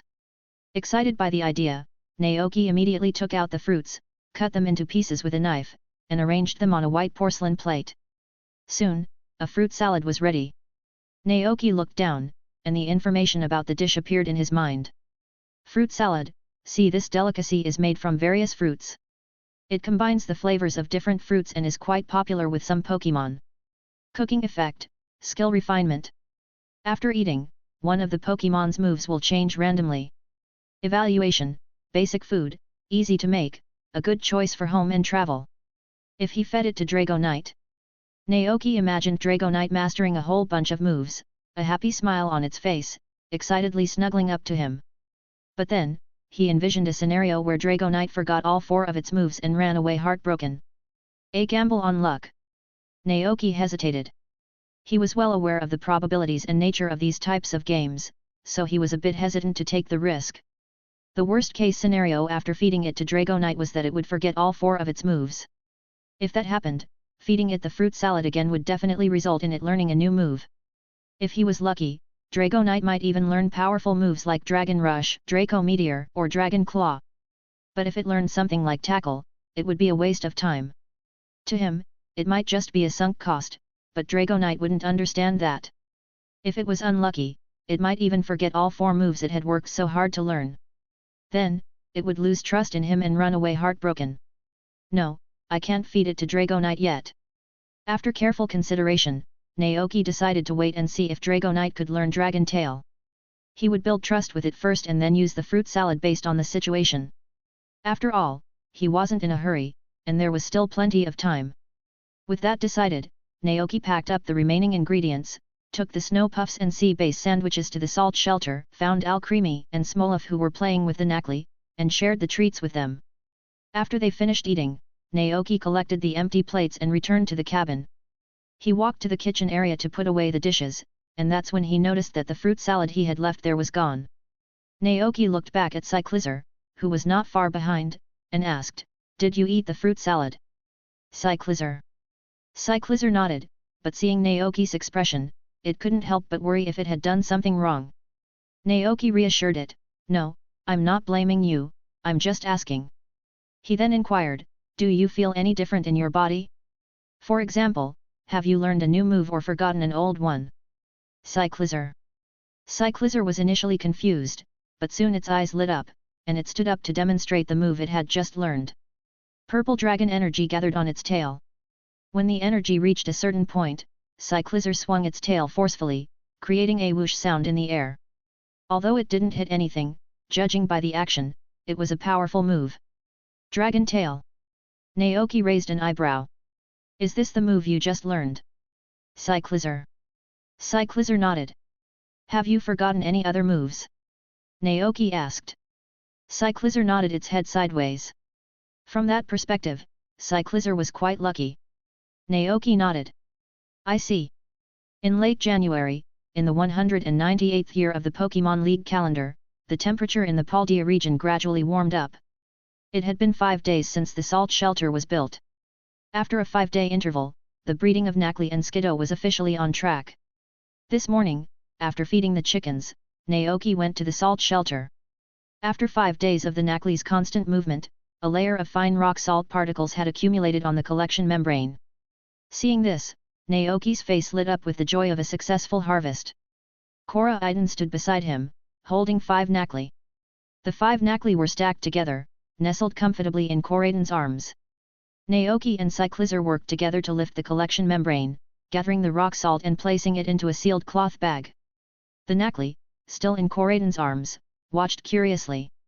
"Knackley, Knackley." They suddenly realized that Naoki seemed to like the salt crystals on their bodies. This made the Knackley very happy.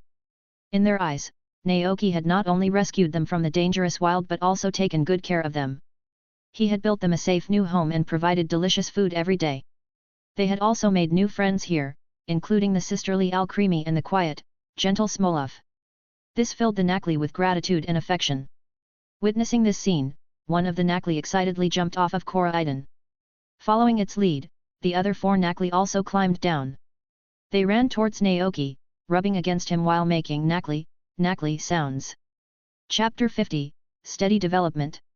Seeing the Nakli's actions, Naoki was slightly taken aback. "What are you doing?" he asked. Nakli, they chirped happily. Because they adored Naoki, they wanted to share their precious rock salt with him.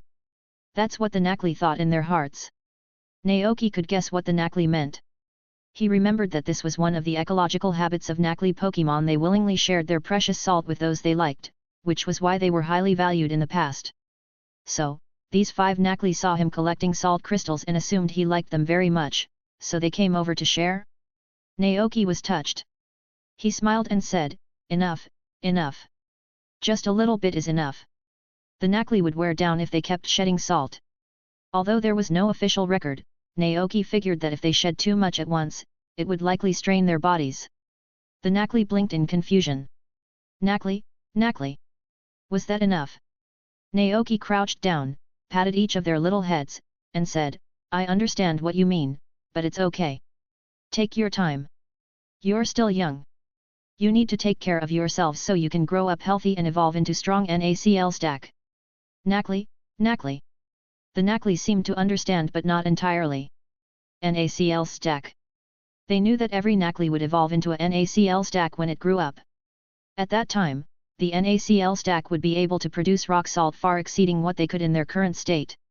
They understood. A light bulb went off in each of the Nakli's little heads. Evolve into NACL stack to create more and better salt for their beloved Naoki. Go ahead. Naoki, unaware of the Nakli's thoughts, encouraged them. He picked them up and placed them back in Koraidon's arms, then continued collecting the rock salt on the membrane with cyclizer. Soon, a bag of rock salt was collected. Naoki laid down a new collection membrane, fed the Nakli, filled their water trough, and returned to the cabin. He placed the cloth bag on the scale to weigh it, and a series of numbers appeared on the screen. The bag of rock salt weighed 3,250 grams. 3,250 grams. Naoki calculated silently. Rock salt sells for 3,000 Poke dollars per 500 grams, so this bag can bring in 19,500 in profit. Wow, this is even better than I expected. If we keep this up, we'll soon be able to expand our home and buy a refrigerator and a TV. We'll also need to build a cellar where we can grow berries and fruit in the summer and brew beer. The brewed beer and cider could also generate considerable income. Naoki was delighted and carefully put the rock salt away, planning to sell it to Zack when he came to collect the goods that evening. However, before that, he had to set some aside for his own use. Compared to regular salt, Nakli rock salt was better for health. Consuming it long-term would make not only him but all the Pokémon on the ranch healthier and stronger. After storing the rock salt, Naoki went back to the goat pen. It was milking time again. The 3 Skiddo were already waiting and immediately lined up obediently when they saw Naoki approaching with the milking bucket. "Have you learned any new moves?" Naoki asked casually. "Ma." One of the Skiddo in the middle nodded. It was the one that had battled Koraidon. "Really?" Naoki was surprised and crouched down to milk it while asking, "What move is it?" The Skiddo immediately demonstrated. A faint light glowed on its body, and then nothing happened. "That's it." Naoki was puzzled. Ma, the Skiddo nodded happily. It had discovered that this place was wonderful. Not only did it have plenty of green grass dumplings to eat, but it was also safe. And even better, it could learn new moves just by relaxing. "Can you use it again for me?" Naoki hadn't seen it clearly the first time. The Skiddo happily agreed and used the move again. This time, Naoki recognized it. It's Synthesis. Synthesis, a grass-type move that restores the user's HP. The amount of recovery varies depending on the weather. "That's a useful move," Naoki commented. "Skiddo, Ma. That's great." Naoki casually praised, not intending to send his Skiddo into battle. However, the desire to become stronger is ingrained in Pokémon, and for this Skiddo, the idea of growing stronger just by lying around seemed like a dream come true. Soon, the milking bucket was full, and Naoki carried it back to the cabin. As he glanced at it, information about the goat milk appeared in his mind. Milk, top quality milk of the highest quality and nutritional value, extremely beneficial to the body when consumed. It can also be made into top quality cheese, butter, and other food products. Naoki decided not to sell this first batch of goat milk, instead keeping it for himself and the Pokémon on the ranch. It wasn't until the second batch that he began deliveries. The effect of the black truffle milk porridge was remarkable. When Zack came to collect the fish a few days ago, he exclaimed, "Amazing milk!" upon seeing the goat milk. Typically, buyers set prices based on the quality and nutritional value of fresh milk. After a series of tests, Zack offered a high price of 600 Poké for this top-grade goat milk. Naoki was naturally very satisfied with this outcome. In the gentle warmth of spring, after finishing his daily chores, Naoki carried a small stool to the fields to check on the crops and pull some weeds. In a month, fast-growing crops like turnips, potatoes, garlic, and radishes would be almost ready for harvest. Their roots would be laden with plump, heavy produce. Of course, this was Naoki's imagination, as the fruits of these crops were buried in the soil and couldn't be seen. As for the cabbages, cucumbers, and tomatoes, they would need more time to mature.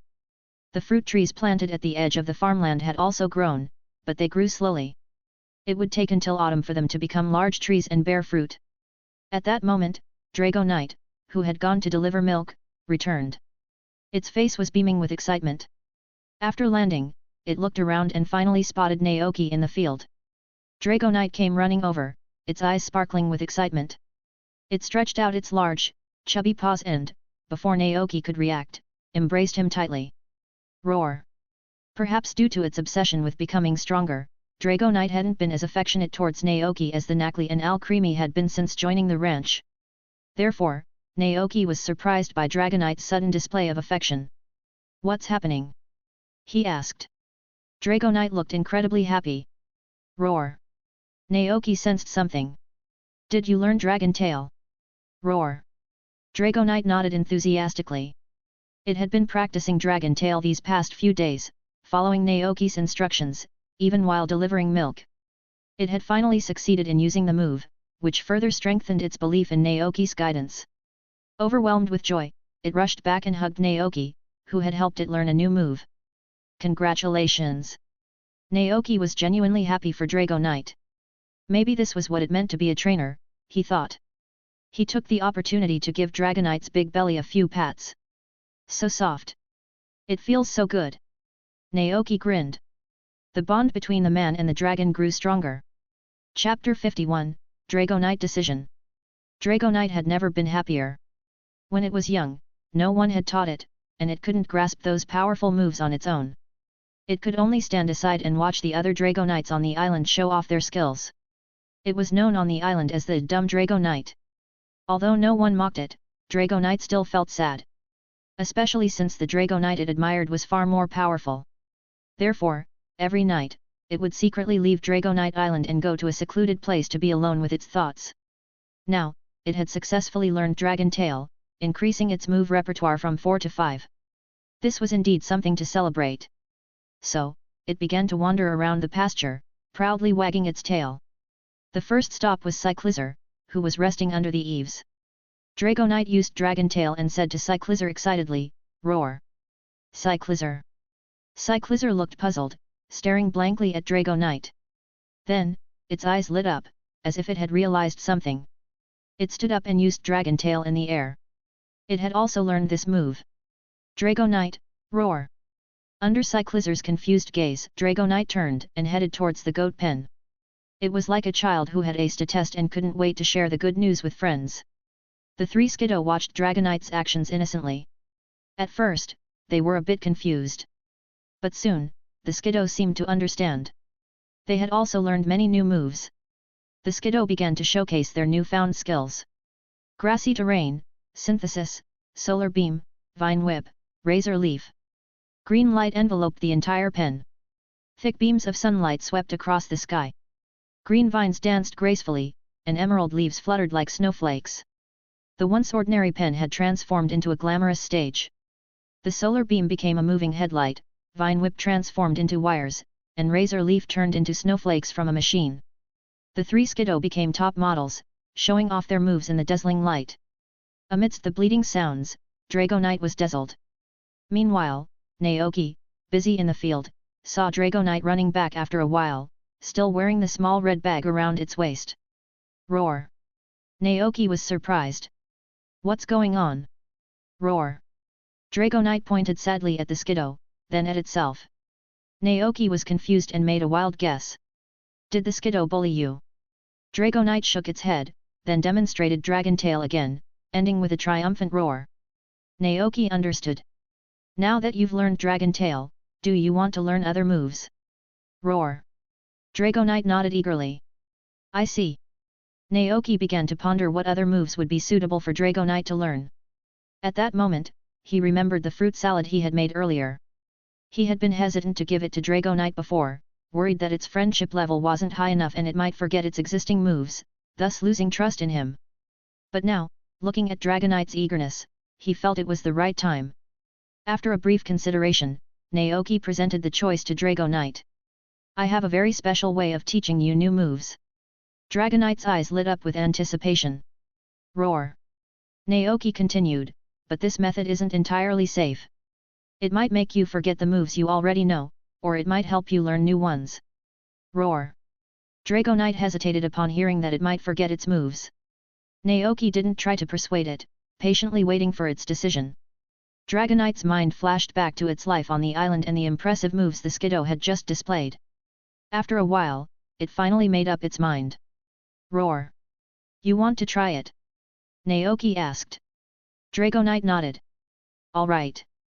Naoki took a deep breath. Since he had finished his work in the field, he stood up and led Dragonite back to the cabin. He washed his muddy hands, then retrieved the remaining fruit from the cupboard. There were probably enough berries for 2 servings.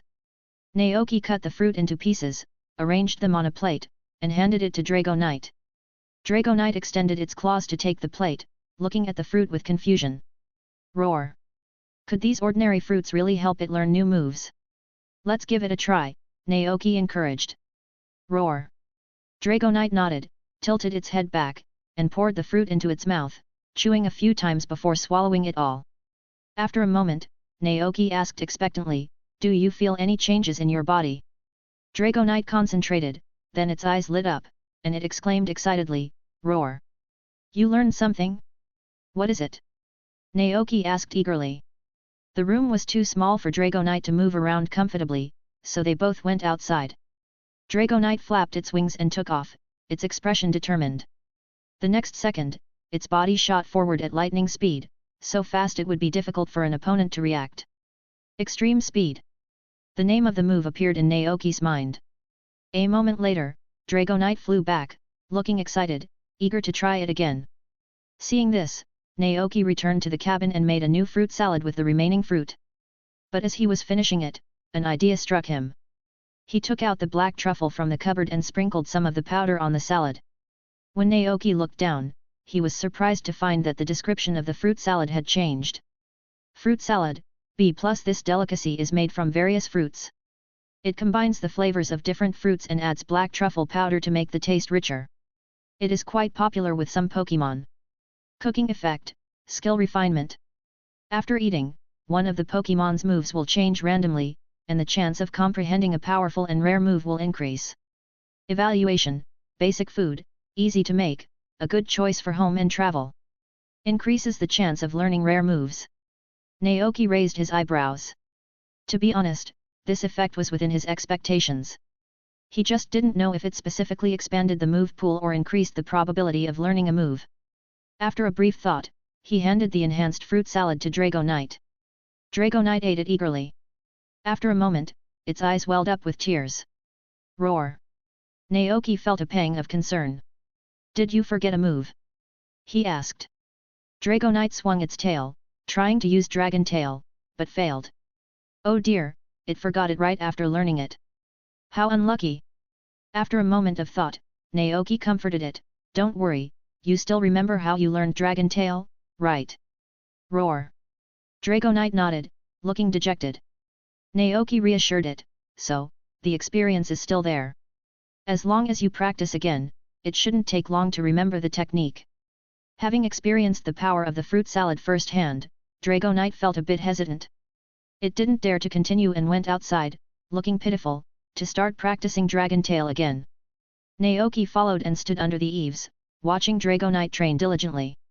He couldn't help but sigh. After a while, he murmured, "We're out of fruits at home.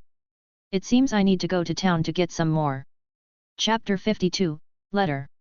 In the evening, Zack arrived at the ranch to collect the goods. Naoki presented him with the goat milk, rock salt, and a few small mushrooms that had grown in the cave. "Wow! What a bountiful harvest today!"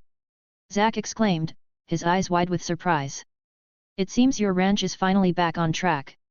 Naoki smiled, looking at Cyclizer and Korra Iden in the distance. "Yes, it's all thanks to everyone's hard work. That's how it should be." Zack sighed. Unfortunately, few young people these days are willing to stay in the countryside and run a ranch or become farmers. Unlike before, being a Pokémon trainer was the popular aspiration now.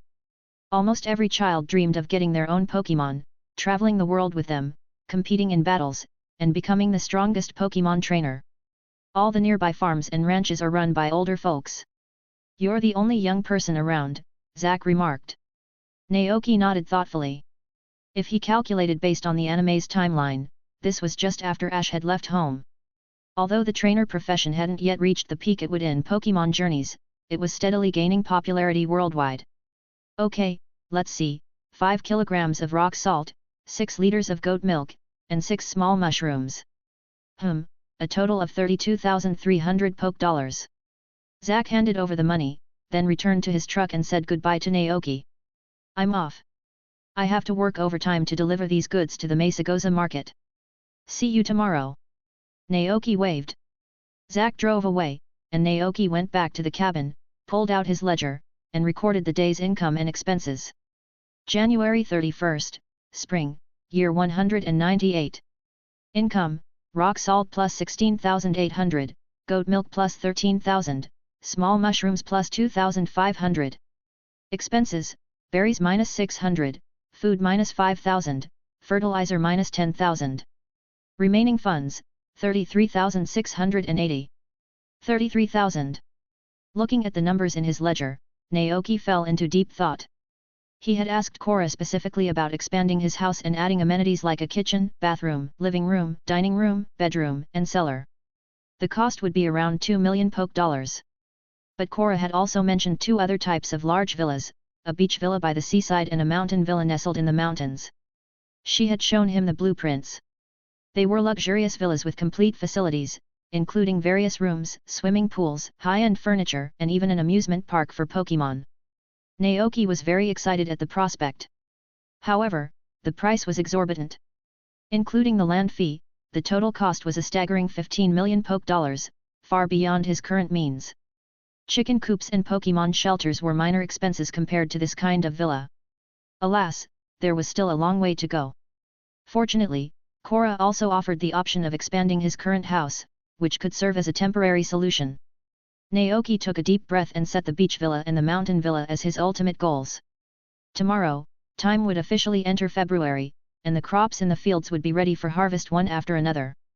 Life was about to get busy again. Naoki lay on the bed and fell into a deep sleep.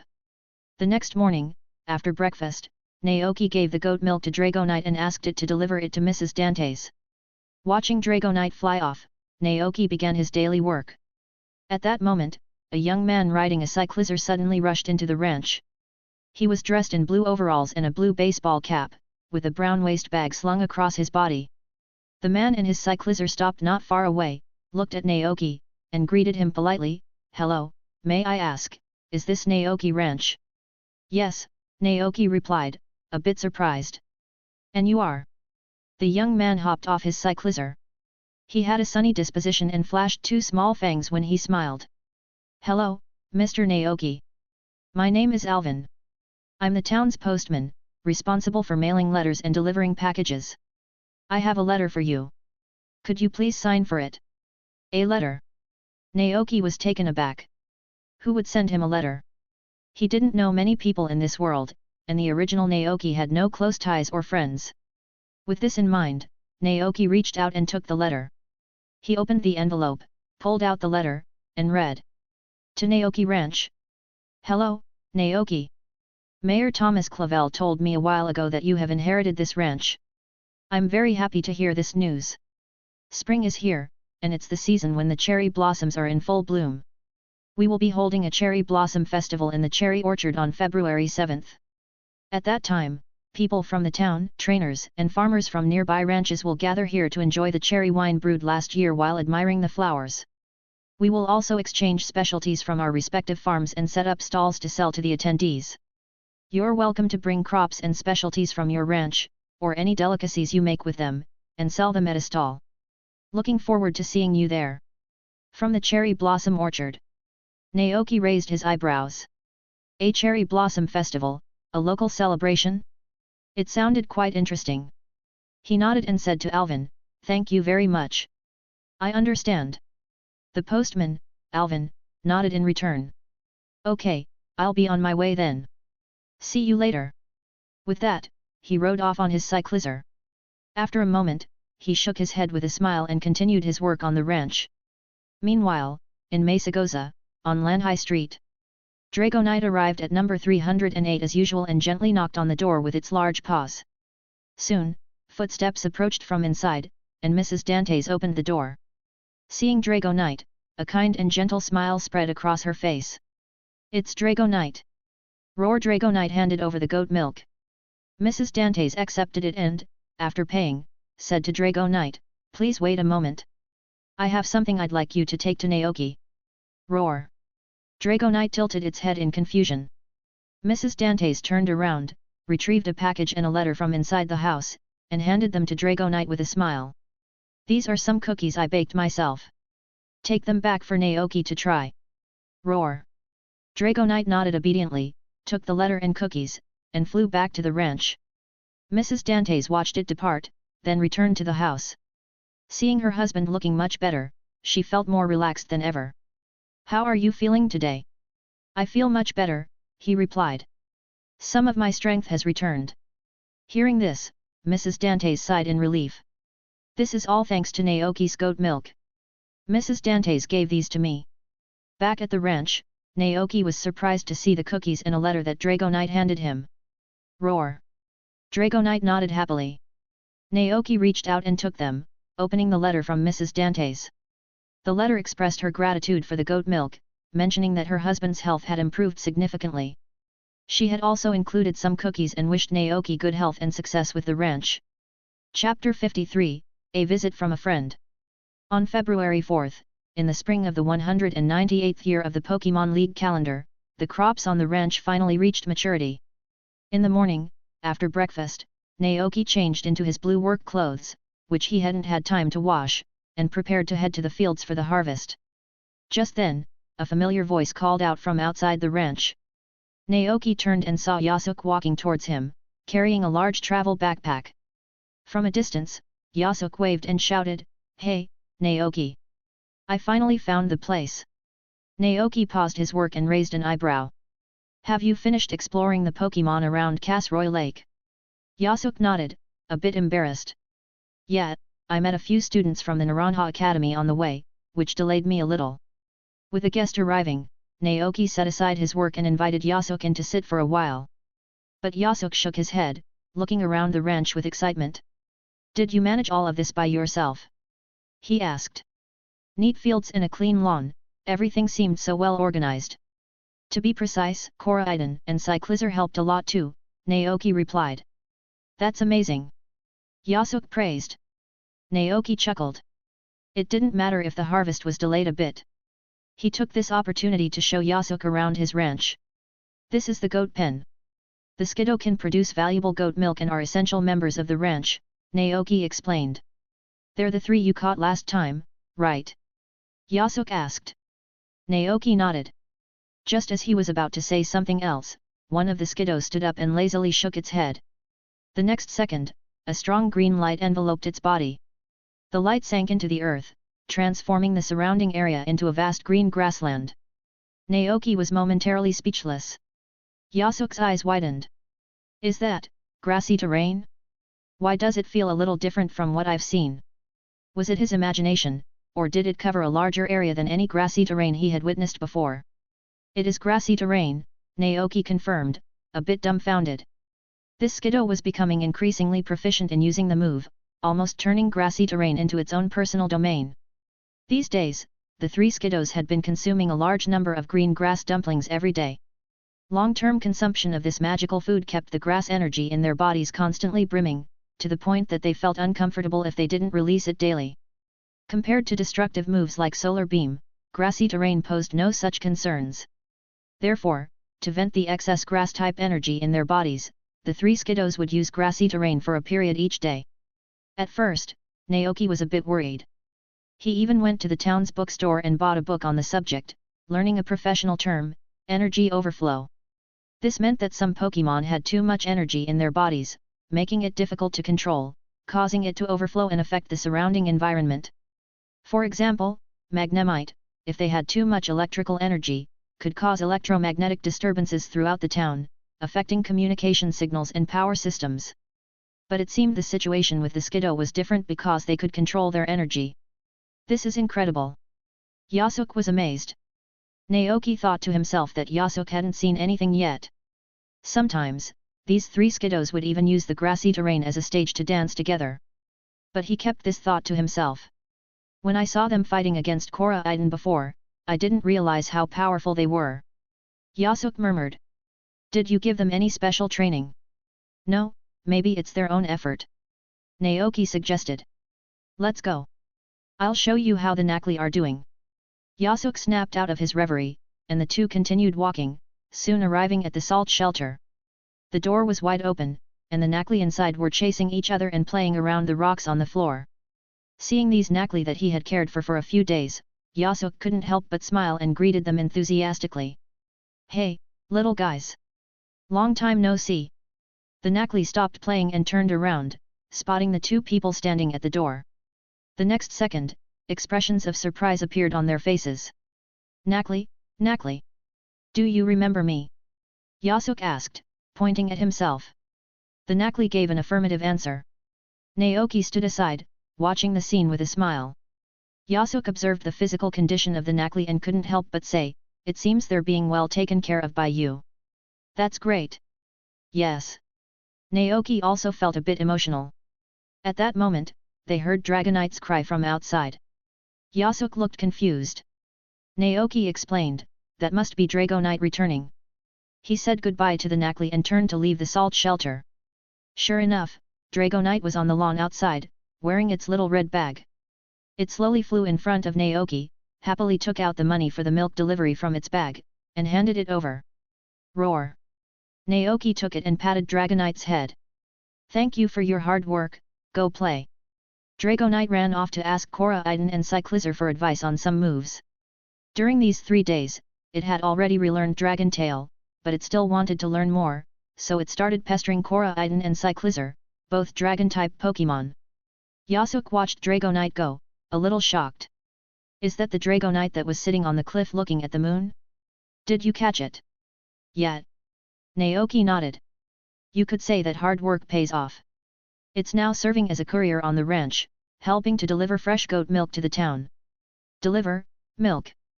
Yasuke's eyes widened in disbelief. Is there a problem? Naoki asked, confused. You're letting Dragonite deliver milk?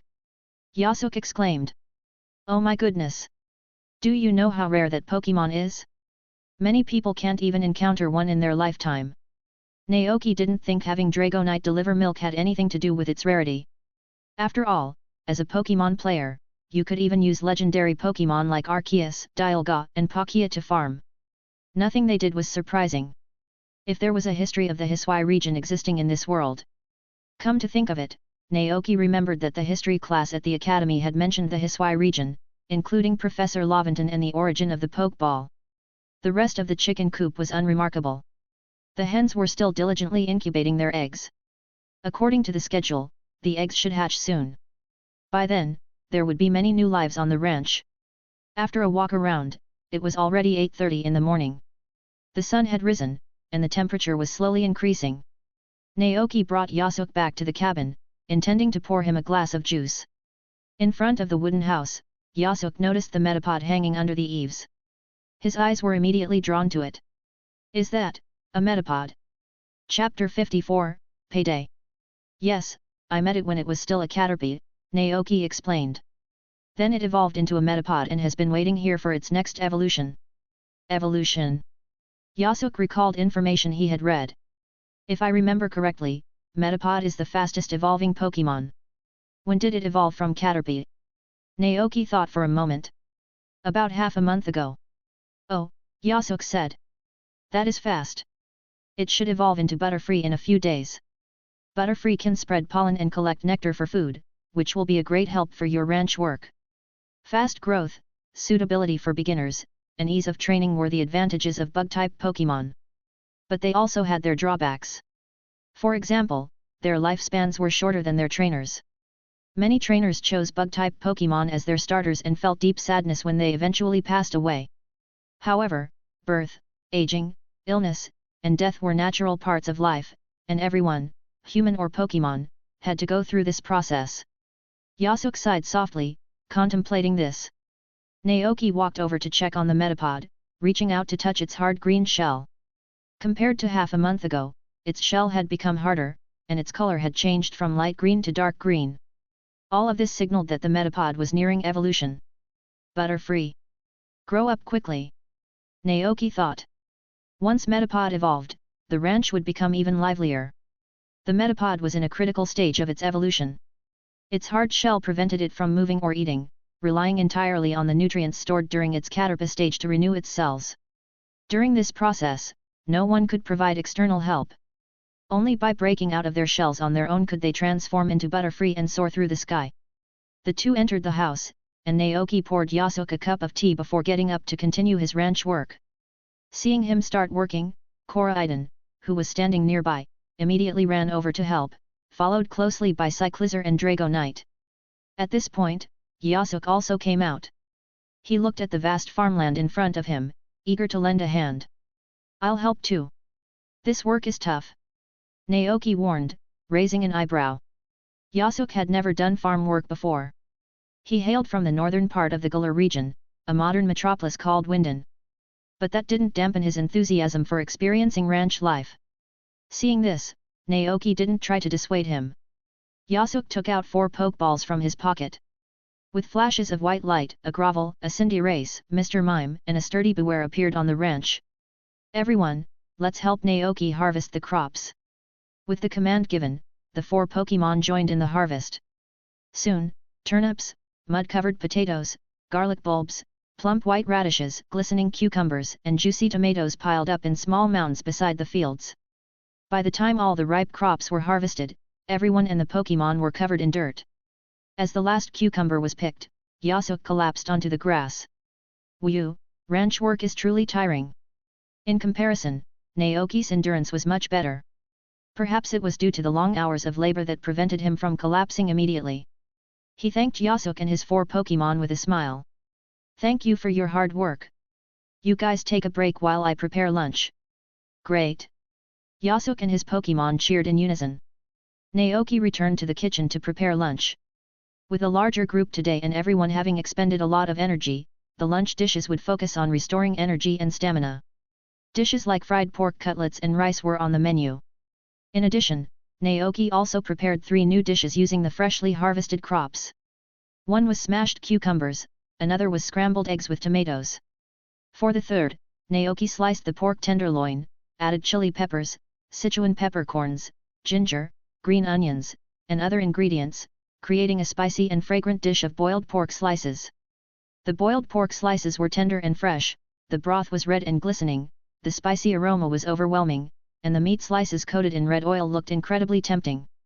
Naoki couldn't help but swallow, and as he looked down, information about these 3 dishes appeared in his mind. Smashed cucumbers, a simple and easy basic dish, a great choice for summer heat relief. Cooking effect, heat resistance LV1. Scrambled eggs with tomatoes, a home-cooked dish, sour and sweet, the freshness of the eggs and the unique taste of tomatoes are perfectly combined. Cooking effect, increases appetite. Boiled pork slices, delicious boiled pork slices, spicy and fragrant. One bite will make you breathe fire. Cooking effect, fire burst. Hey! Naoki's eyes were drawn to the boiled pork slices. The next second, the specific details of the cooking effect emerged. Fire Burst, limited to Fire-type Pokémon. For a short period, moderately increases the fire energy in the body and slightly improves the comprehension of Fire-type moves. This is... Naoki was slightly stunned. At that moment, Yasuke, lured by the fragrance, rushed in, forgetting his tiredness. What's that smell? It smells so good. When Yasuke got a clear look at the boiled pork slices, his mouth watered. What kind of dish is this? Naoki replied, it's called boiled pork slices. Boiled pork slices? Yasuke had never heard of or seen such a dish, his curiosity piqued. Naoki didn't explain further. With so many mouths to feed and no room for everyone to sit inside, he instructed Koraiden to move the table outside and then brought the prepared dishes to it. The Pokémon were immediately drawn to the overpowering aroma. Naoki clearly saw Yasuke's Cinderace's throat bob, likely from swallowing frantically. Dig in. Yasuke picked up his utensils and began to eat enthusiastically. Naoki discreetly observed the only fire-type Pokémon present, Cinderace. It picked up its utensils, Yasuke must have taught it, and grabbed a piece of the boiled pork, coated in red oil, putting it into its mouth. After chewing for a moment, its face turned red. The fire energy in its body surged. Cinderace's eyes widened, and its cheeks puffed out, as if holding something back. After a few seconds, it seemed to reach its limit. It suddenly raised its head, and a beam of scorching red fire shot out of its mouth towards the sky. Yasuke. A moment later, Cinderace collapsed onto the grass, exhausted, gasping for breath. What's wrong, Cinderace? Yasuke asked anxiously. Cinderace stuck out its tongue and shook its head slightly. Spicy, too spicy. Naoki cleared his throat and explained at the right time, perhaps the fire-type energy in its body was stimulated by the spiciness, causing it to burst out uncontrollably. He paused, then asked, Are you feeling any discomfort? Cinderace gradually calmed down. It shook its head, not feeling any discomfort. In fact, it felt relaxed and refreshed. Naoki. It seemed this Cinderace was unlucky and hadn't learned any new moves.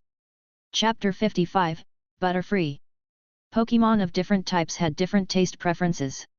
Except for Cinderace, the others didn't eat much of the boiled pork slices. Cinderace, however, focused solely on the dish. It would take a bite, breathe out fire, and its face would turn red from the spiciness. It was a mix of pain and pleasure. Yasuke, watching from the side, was nearly terrified.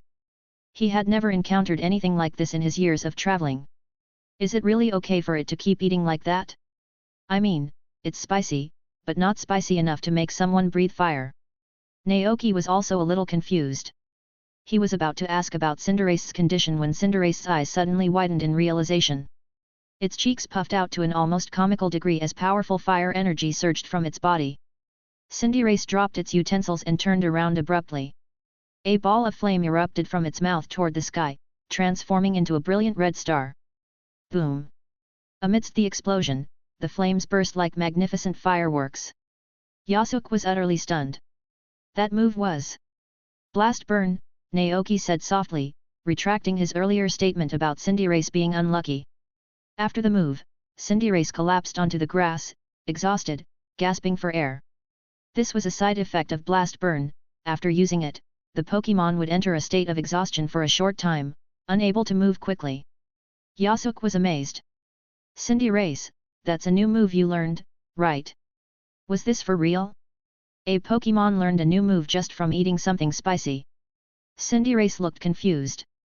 It carefully recalled the feeling of using Blast Burn and was surprised to find that it could clearly remember the process. If it had enough energy, it might even be able to use the move again. Congratulations, Naoki said, unsurprised. At that moment, Dragonite with its keen hearing overheard the conversation. Roar! It had learned a new move. During its few days on the ranch, it had learned from Koraiden, Cyclizar and the Skiddo that the food Naoki made had magical powers. It had also tried the fruit salad itself, so it was very sensitive to anything related to food and new moves. Now, having witnessed Cinderace learning a new move after eating, Dragonite's eyes lit up. It pointed at the remaining boiled pork slices with its large paw and exclaimed to Naoki, Roar! Naoki raised an eyebrow. You want to eat some too? Dragonite nodded eagerly. Roar! Okay, I'll get you a piece to try. Naoki picked up a slice of meat with chopsticks. Dragonite immediately opened its mouth wide, waiting to be fed. Naoki carefully fed the slice of meat to Dragonite. After chewing it twice, Dragonite's eyes widened, and its cheeks turned red from the spice, as if it might breathe fire at any moment.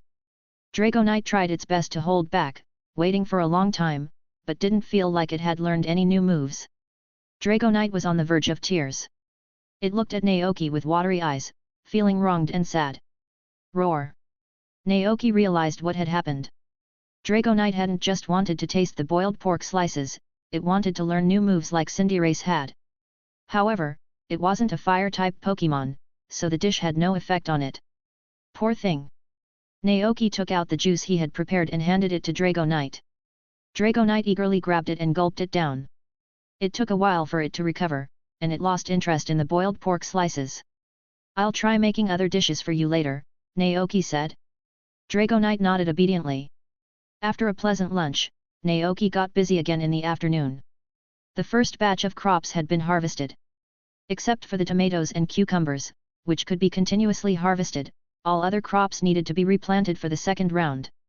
With the help of several Pokémon, Naoki spent an hour preparing the land and then planted a new round of seeds. Afterward, he took out the fertilizer he had prepared and fertilized the crops and fruit tree seedlings. He worked until sunset before finishing everything. Naoki stood at the edge of the farmland, a watering can in hand, wiping sweat from his forehead. He thought to himself, I need to catch a Pokémon that can use the move Bulldoze in the future. Bulldoze was a ground-type move that plowed the soil, making it easier for plants and crops to grow. It also increased the attack and special attack of grass-type Pokémon. If he had a Pokémon like that, his work would be much easier. A Pokémon that could use Bulldoze. The names of several Pokémon came to Naoki's mind: Diglett, Dugtrio, Bunnelby, Diggersby, Drillbur, Excadrill, Mudbray, Mudsdale, Sandshrew, Sandslash, Rhyhorn, Radon. Tapu Bulu? Let's forget about that last one, Naoki thought. That would be too outrageous. Not only would the island guardian not leave Ula'ula, but the people of Ula'ula Island probably wouldn't allow their guardian deity to be taken away. But Tapu Bulu's abilities were indeed perfect for farming. It had the power to manipulate plants and promote their growth. It was powerful and could protect the farmland. It's a shame there are no wild Tapu Bulu around. Otherwise, I would definitely bring one back and make it the guardian of my farm. Naoki felt a pang of regret, but he wasn't in a hurry to catch any of these Pokémon immediately. The land was planted, and there was still over a month until the next harvest. During this time, he would also attend the Cherry Blossom Festival to experience the customs and practices of the Pokémon world. Besides all that, the farm currently needed a Pokémon that could use Rain Dance. Naoki looked at Dragonite, who was resting on the grass nearby. He had originally wanted to catch this Dragonite and have it help with watering. It turned out this Dragonite didn't know Rain Dance. Moreover, the food that could help Dragonite learn new moves wasn't ready yet, and the previous incident with forgetting Dragontail made Dragonite hesitant to try the fruit salad again.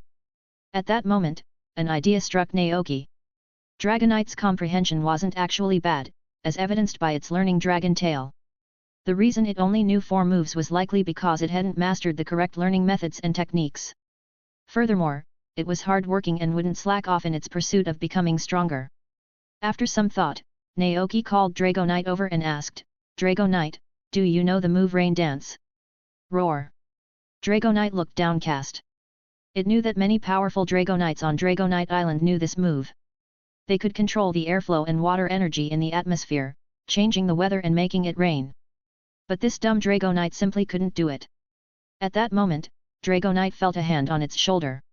It looked up and saw Naoki offering encouragement. Don't be discouraged. Do you remember how you learned Dragontail? Roar! Dragonite nodded. So, as long as we find the right method and practice diligently, one day you'll learn Rain Dance, Naoki said. And then you can use it to help water the fields. Dragonite's eyes lit up, and its fighting spirit returned. Roar! To figure out how to use Rain Dance, Naoki immediately went to find Yasuke, who was resting nearby, and discussed the move with him. Rain Dance? Naoki nodded. He had never seen a Pokémon use Rain Dance in real life. From the anime, it seemed like Pokémon could make it rain simply by praying to the sky. But there had to be more to it, and Naoki felt it couldn't be that simple. Sure enough, Yasuo's next words confirmed his suspicions. That move seems to be related to a Pokémon's control over energy. There aren't any Pokémon professors or researchers in the Galar region who study this aspect, but Professor Kukui in the Alola region has published a paper on the subject. He's a remarkable professor. He's particularly interested in studying Pokémon moves and has even experienced them himself. Yasuo's face was filled with admiration. Naoki. They were both quite the Pokémon nerds, weren't they? Yasuo returned to the topic. As we all know, a Pokémon's ability to use moves skillfully is related to its control over energy, commonly known as comprehension. The higher a Pokémon's comprehension, the greater the chance of it learning a move. Although I'm not sure how to practice rain dance, I believe we should start by looking at the sky. After all, when this move is used, rain falls from the sky. Sky?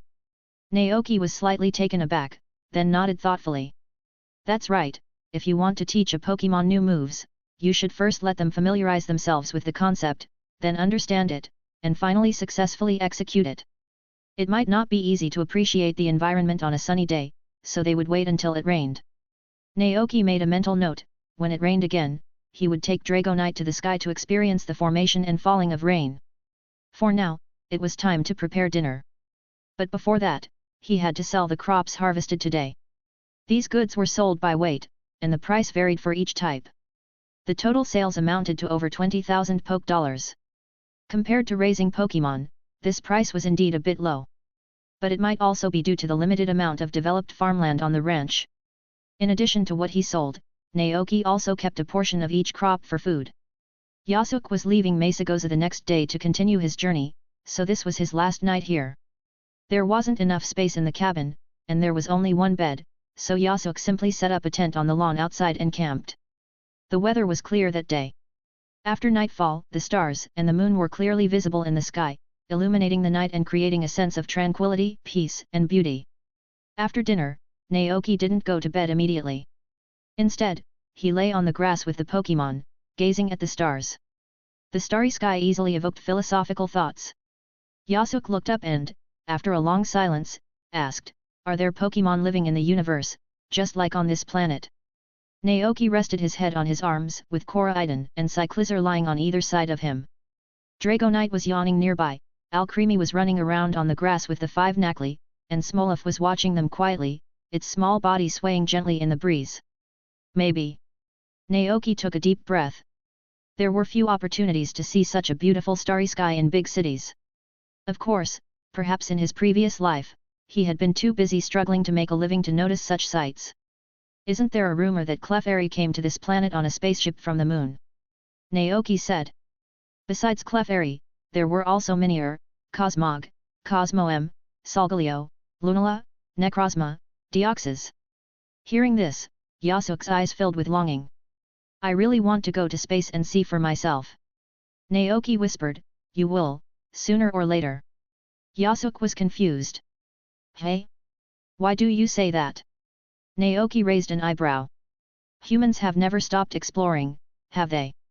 There are still Pokémon in this world that haven't been discovered by humans, Naoki continued, and the achievements humans have today are the result of pioneers, from ancient times to the present, taking one step at a time. Yasuo was momentarily silent, then smiled and said, you're right. Just then, Cyclizar, who had been facing the wooden house, seemed to have noticed something and called out in that direction, Cyclizar. Naoki's attention was drawn to it. He turned around and saw a dazzling light bursting from the metapod that was hanging under the eaves. It's evolving! Yasuo exclaimed. He had never witnessed a metapod evolving into Butterfree before, and it piqued his interest. The two quickly got up and went to investigate. Under the intense light, a crack slowly appeared on the back of the metapod's hard, dark green shell. Then, a slightly immature Butterfree with a blue-purple body and a pair of large white wings emerged from the shell. It flew out and danced in the starlight and moonlight, the scales on its wings shimmering, leaving a trail like the Milky Way in its flight path. Yasuo was mesmerized by the beautiful scene. It's so beautiful! He murmured. Naoki couldn't help but marvel at the sight as well. A single Butterfree was so beautiful, if a group of them evolved together, what a spectacular scene it would be. Butterfree spread its wings in mid-air, and after adjusting to its new body, it gently landed in front of Naoki. Butterfree. Naoki smiled and said, "Congratulations, Butterfree." Butterfree responded softly. Naoki went back inside the house to fetch some berries, then offered them with a smile. "Are you hungry? Have something to eat first." Butterfree happily accepted them, holding the berries and nibbling on them. Naoki sat on the grass, watching Butterfree eat. Yasuke took out his pen and sketchbook and, while the memory was still fresh, quickly drew the scene of Butterfree evolving under the moonlit night. Naoki leaned against Cyclizer, the evening breeze ruffling his hair.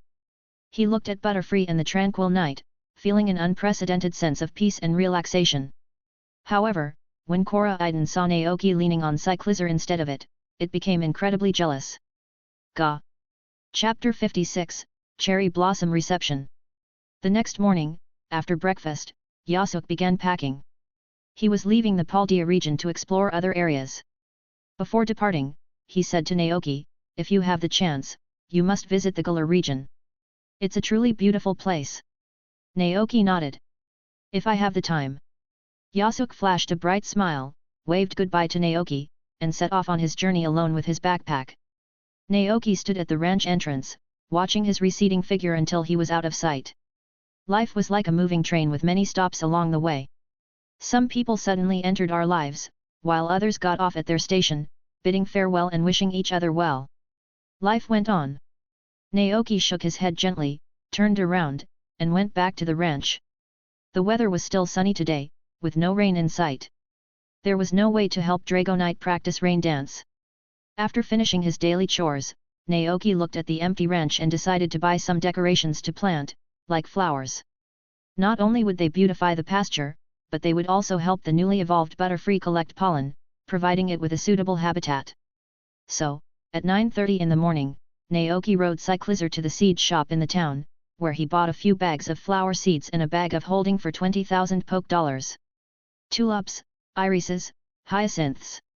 They returned to the ranch, cleared a new patch of land, and planted the flowers together. Soon, there would be a beautiful flower field here. Looking at Butterfree beside him, Naoki smiled and said, "It will take about 20 days for these flowers to bloom. Then you can collect pollen and nectar here." Butterfree was delighted. It looked forward to that day. Naoki fell into deep thought. As everyone knew, some Pokémon's personalities changed after evolving. Ash's Charizard was a prime example. So the question was, had Butterfree's personality changed? Thinking of this, Naoki asked, "Butterfree, how do you feel now? Do you still want to work hard to become stronger like you did as a Caterpie?" Butterfree thought carefully and realized it no longer seemed to have that urgent desire to become stronger. Instead, it wanted to live a good life and protect this ranch. But protecting the ranch also required strength, just like the Butterfree in the forest protecting Caterpie from bird Pokémon. So, it would still work hard to train. That's great. Sensing Butterfree's perseverance and determination, Naoki smiled and patted its head. Then keep working hard. I'll help you too. Butterfree. Before they knew it, it was noon. Naoki returned to the house and started preparing lunch. While handling the ingredients, he reflected on recent events. The Caterpie's evolution had made him realize something: all the Pokémon on the ranch could evolve. Smolov would evolve into Dolph, Skiddo into Gogoat, and Nacli into Nacl Stack. After evolving, their appetites and productivity would significantly increase. But without levels and experience points, Naoki had no way of judging their current growth stage and could only wait patiently. However, the prospect of training all these Pokémon to their final forms was incredibly satisfying and exciting. Perhaps this was the true joy of being a trainer. Today was February 5th, 2 days before the Cherry Blossom Festival. Work on the ranch wasn't too busy, so Naoki took this opportunity to start observing the weather with Dragonite, hoping for rain tomorrow. Unfortunately, it had been sunny for 2 consecutive days. There wasn't even a cloud in the sky, let alone rain. This made Dragonite quite sad. Despite the sunny weather, the day of the Cherry Blossom Festival finally arrived.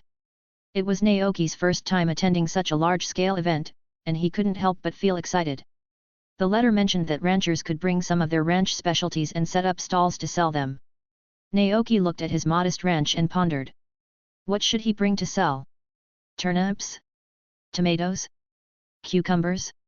Eggs? No, those were too common. There were several farms and ranches nearby, and others would likely be selling the same things. So, what about goat milk and rock salt? Naoki thought it was feasible, but it lacked a bit of novelty. At that moment, he remembered the dish he had made yesterday, the boiled pork slices that made Cinderace breathe fire. Although there were restaurants in the Paldea region, they weren't numerous, and the flavors had been adjusted to suit local tastes. It wasn't authentic. Sharing the food of his with the locals seemed to align with the Cherry Blossom Festival's theme. Moreover, the price of such cuisine was much higher than that of ordinary crops, so he could make a good profit in a day. With this idea in mind, Naoki immediately began preparations.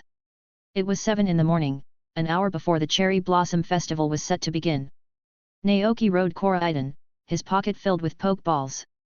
Alcremie, Smolov, and the Nakli, safely tucked inside their pokeballs, were looking forward to today's event.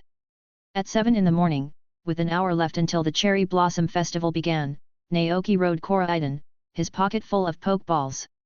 When Alcremie, Smolov, and the Nakli heard that Naoki was going out, they immediately expressed their desire to come along. So, except for the 3 Skiddo, all the Pokémon on the ranch were brought along. Following the directions provided in the letter, Naoki soon arrived at the cherry blossom orchard. It was a vast park filled with numerous cherry trees, their branches laden with clusters of bright red cherries. From a distance, Naoki could see the open space designated for the festival within the orchard. The space was quite large, with neatly arranged wrought iron stalls. Many people had already gathered, most of them owners of nearby farms. Eligio, the owner of the cherry orchard, was busy greeting them. At that moment, he noticed someone riding an unfamiliar Pokémon slowly descending from the sky. At first, Eligio was a bit confused, but when he recognized the rider's face, coupled with what Mayor Thomas Clavel had told him, he guessed, Naoki. Naoki looked at the sturdy man with a thick brown beard in front of him, guessed his identity, and greeted him politely, "Hello, Mr. Eligio."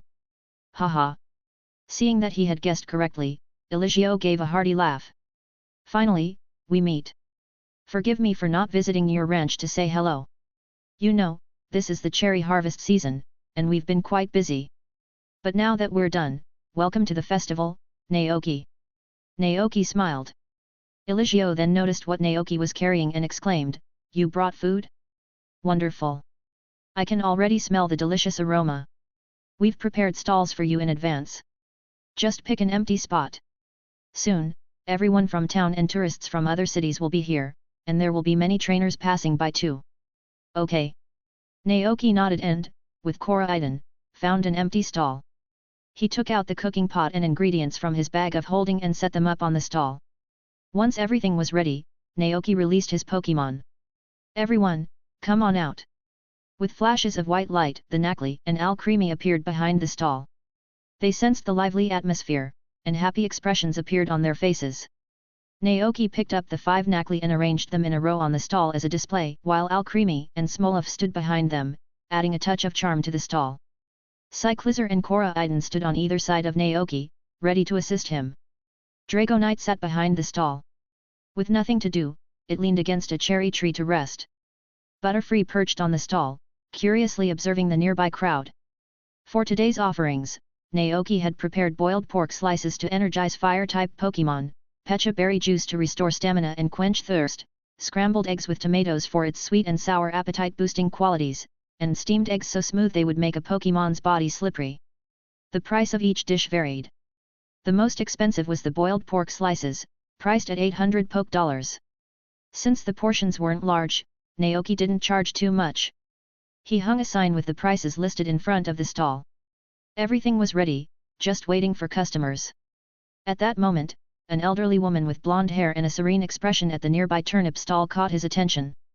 She walked over with a cane, looked at the neatly arranged Nakli in front of the stall, and praised with a smile, "My, what cute little fellows!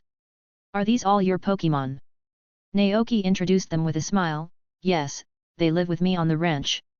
After hearing about this event, they followed me here to participate."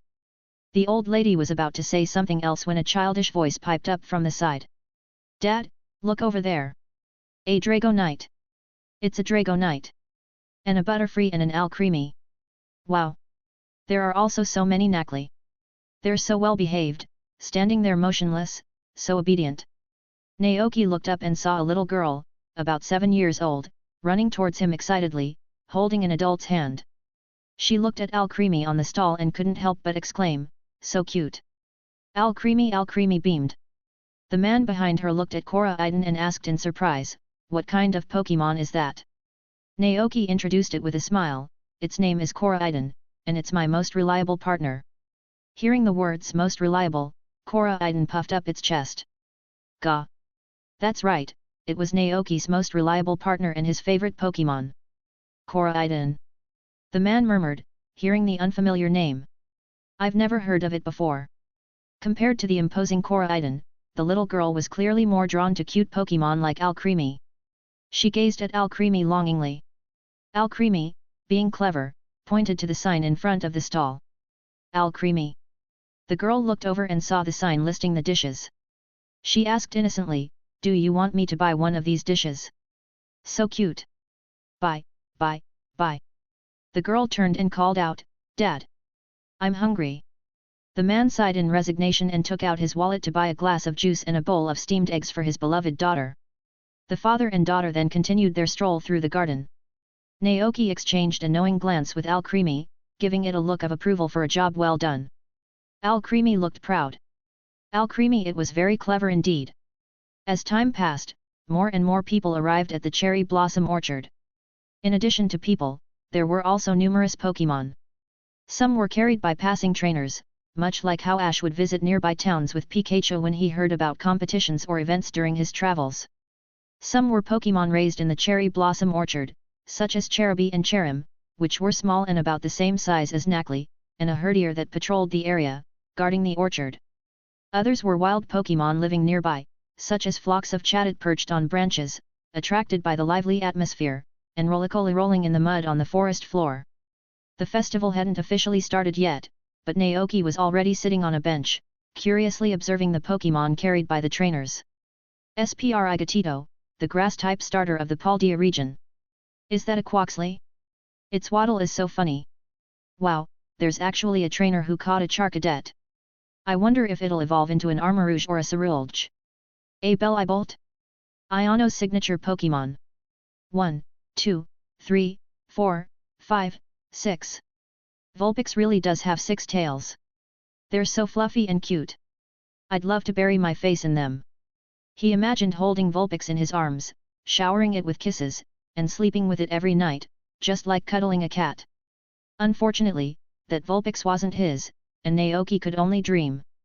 He looked at the Vulpix nestled in its trainer's arms, its 2 soft paws dangling, and felt a surge of envy. Before he knew it, it was 8 o'clock. Eligio, the orchard owner, looked at the growing crowd and cheerfully announced, "Welcome, everyone, to the Cherry Blossom Orchard. I now declare this year's Cherry Blossom Festival officially open. Please enjoy yourselves." At the same time, Naoki welcomed his second customer. A male trainer with a Litleo, wearing the Naranja Academy uniform. Chapter 57, The Spicy Secret of the Boiled Pork Slices. Rick is a freshman at Naranja Academy, and his starter Pokémon is a fire and normal type Litleo. He had recently left school to train in the vast Paldea region, traveling to major cities to collect gym badges. While passing through the town, he heard about the upcoming Cherry Blossom Festival and decided to attend with his Litleo. After walking for a long time, both Rick and Litleo were feeling hungry. Just then, they caught a whiff of an incredibly tempting aroma. Following the scent, they arrived at a food stall.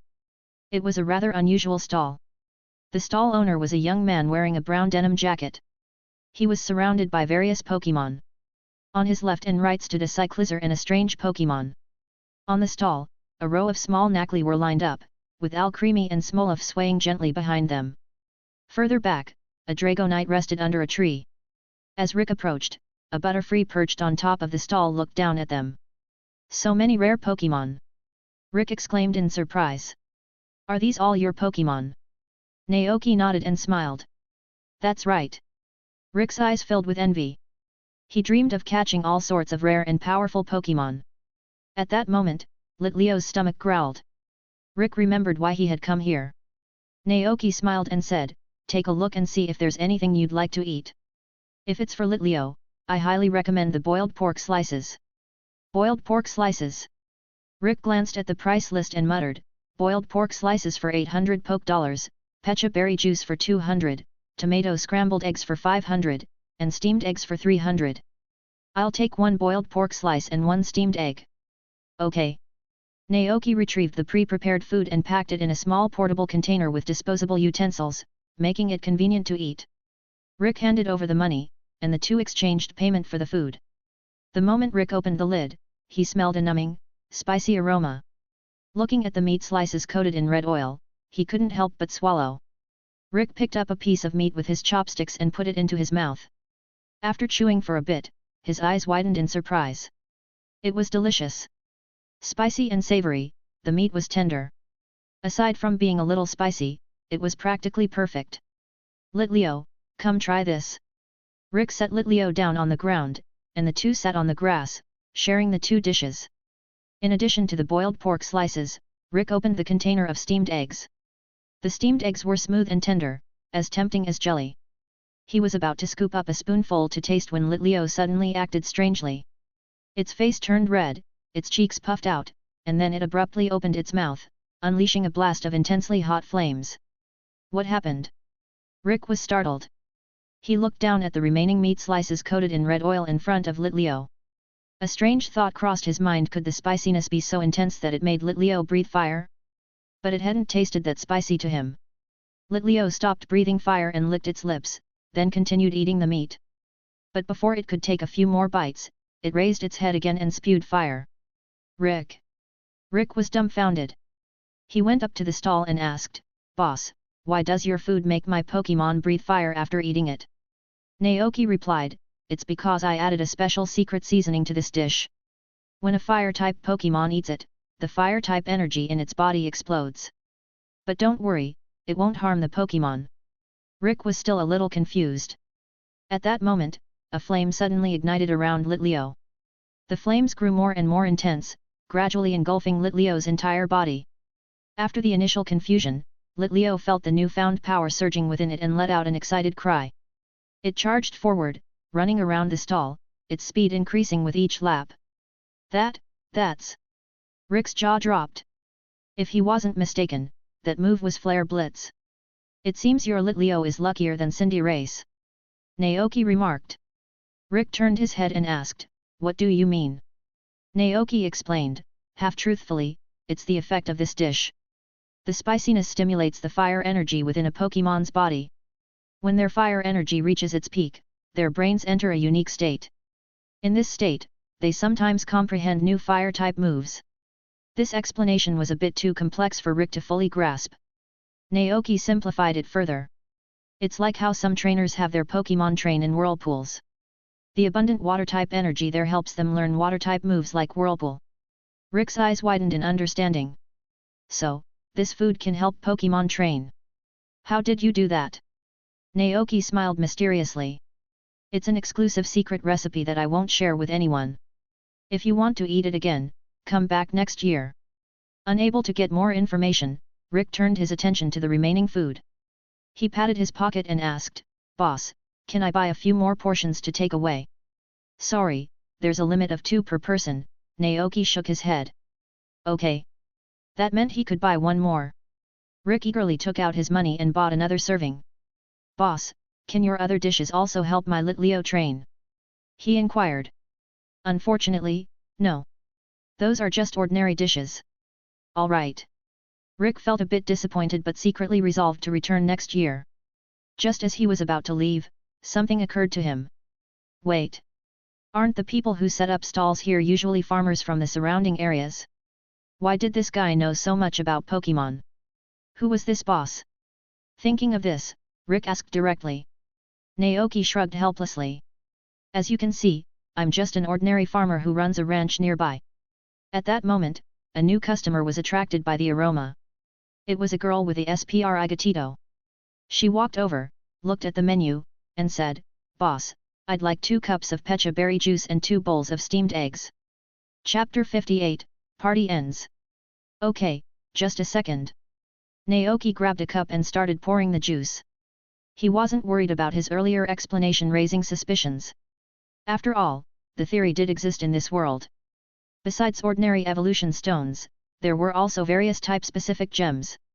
These gems contained a large amount of energy that, when absorbed by Pokémon, enhanced the power of their corresponding type moves and occasionally led to learning new moves. Secret seasonings also existed. They grew in Area Zero and were later brought out and guarded by powerful trainers. After all, this was an important storyline in the games.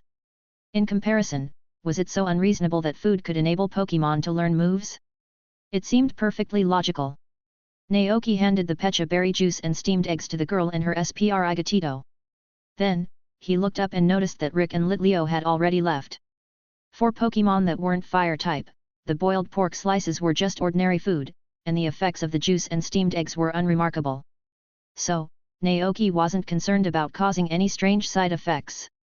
As time passed, the crowd in the cherry orchard grew, and Naoki became busy. Cora Iden and Cyclizar, understanding his needs, also helped out. During this time, Mayor Thomas Clavel came by to check on things. But seeing Naoki busy, he didn't interrupt, instead standing quietly at a distance and observing. Witnessing this scene, he was genuinely happy for Naoki.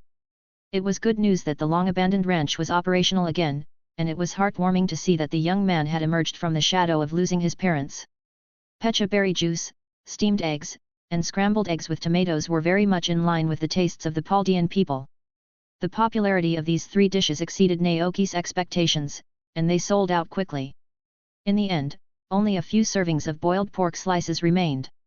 Gradually, evening approached, and the Cherry Blossom Festival drew to a close. The visitors began to leave one after another. Seeing that there weren't many people around, Naoki sat down and counted the profits from the morning. 1,000, 2,000, 3,000, 12,000, 18,300. Wow, the profit is a bit beyond my expectation. Naoki was pleasantly surprised. Even after deducting the costs, there was still a net profit of 14,000 poke dollars. Cooking really did make money. Naoki even considered opening a restaurant in town. But after careful thought, he decided against it. Running a restaurant required sticking to a strict schedule, unlike the freedom of being a rancher, where he could wake up whenever he wanted and do as he pleased after completing his daily chores. Naoki usually used this free time to play with the Pokémon on the ranch. Thank you all for your hard work. Naoki put away the stack of money and looked at the Pokémon around him with a smile. After playing for most of the day, the Nakli, Alcremie, and Smolov were a bit tired and even starting to doze off. Seeing this, Naoki returned them to their Pokeballs so they could rest.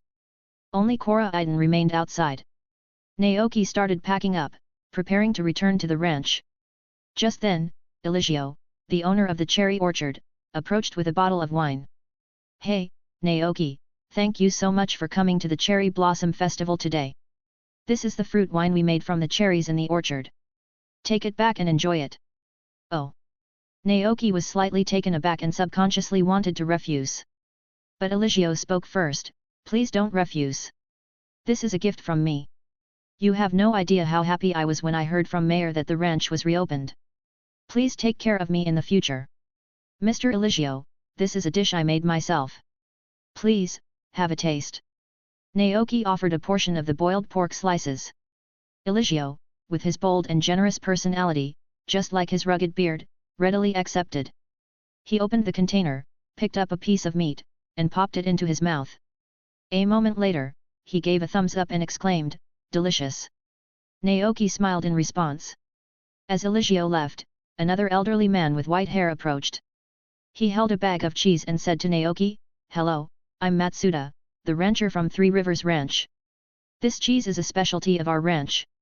Could I trade it for one of your dishes? He had smelled the spicy aroma from afar, and Matsuda, a lover of spicy food, had been salivating ever since. Of course, Naoki nodded with a smile, understanding the man's intention. He turned and saw an old woman at the stall across from him. After a moment's thought, he took out another dish and handed it over. After all, the cheese Matsuda offered was quite large, far exceeding the value of a single dish. Matsuda happily accepted, and the two exchanged their goods. Naoki kept the cheese and, seeing that there were still 3 servings of boiled pork slices left, decided to share them with the remaining stall owners. Next to him was a girl selling desserts. When Naoki shared the food with her, the girl handed him a yellow box with a smile. Her voice was pleasant as she said, "These are poke puffs from our dessert shop." Poke puffs? Naoki inquired. The girl nodded. It's a snack that Pokémon really love. Just feed this to your partner Pokémon, and they'll happily go on adventures with you. I'm giving them to you. I saw you have many Pokémon around, so you must need them. Naoki turned and looked at Koraiden beside him, then smiled and nodded. Thank you. The girl chuckled and said, I own a dessert shop in town. If you ever want to buy some snacks for your Pokémon, you can find me there. Snacks? Naoki thought about his newfound ability. What would happen if he made poke puffs himself? The girl continued, also, if you ever want to make snacks for your Pokémon yourself, feel free to come to my shop. Naoki's interest was piqued, and he nodded in agreement. Okay. Next, he shared the last 2 servings of boiled pork slices with the remaining stall owners, receiving a bag of handmade cookies and a Pikachu mask from each of them. In the evening, the setting sun painted the sky a vibrant red. Naoki, wearing the Pikachu mask, asked Koraiden, how's this? Look cool. Koraiden, ga. Naoki also felt that the Pikachu mask wasn't exactly cool, but he put it away anyway. Then, he returned to the ranch with the items he had exchanged from other stall owners, a bottle of cherry wine, a piece of cheese, a box of poke puffs, a bag of cookies, and the Pikachu mask. By the time Koraiden landed in the pasture, it was almost dark. Naoki put his things away, stood up, and checked on the ranch. Before leaving, he had filled the Skiddo's trough with grass dumplings and feed, and there was still some left. Remembering their voracious appetites, Naoki added more dumplings to the trough. After that, he went to the chicken coop, fed the hens, and refilled their water trough. Once everything was taken care of, Naoki returned to the cabin, had a simple dinner, and then collapsed into his bed. He reached out to turn off the light, petting Koraiden's large head as it nuzzled close. What a fulfilling day! Time for bed. Chapter 59, Leaf Blade. Boom! The next morning, a loud clap of thunder jolted Naoki awake. He opened his eyes, dazed for a few seconds, then abruptly sat up in bed. It was raining. Dense raindrops pelted the window, creating a rhythmic drumming sound. The sky outside was shrouded in a dark curtain of rain. Several Pokémon in the room were also awakened by the thunder. They opened their eyes sleepily and looked around in confusion. There was no need to water the plants on rainy days, so Naoki could afford to be a bit lazy. He lay back down and closed his eyes, intending to catch a few more minutes of sleep. But then, he felt an insistent gaze fixed on him. Opening his eyes, he saw Koraiden's large head peering over the bed, looking at him expectantly, its stomach rumbling. Naoki sighed. All right. He reluctantly got dressed and out of bed.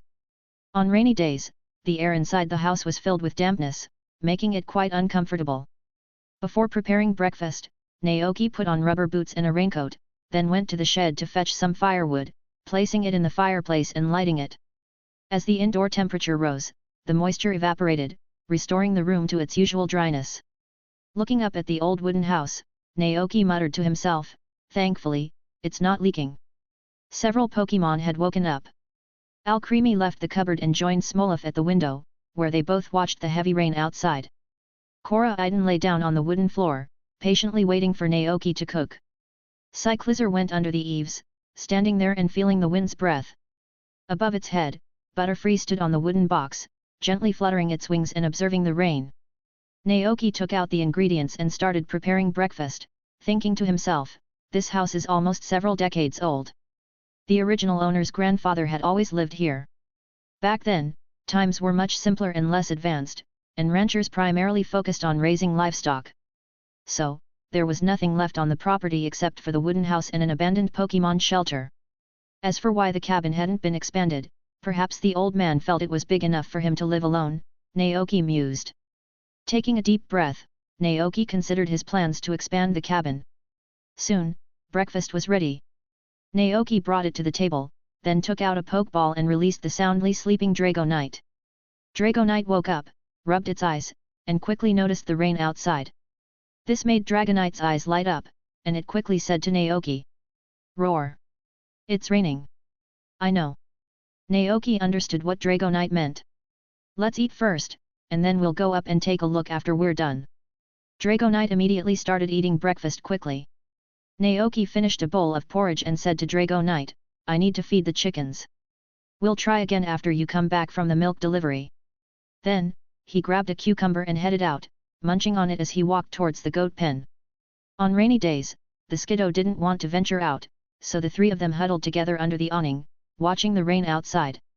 Seeing Naoki approach, they all looked up at once.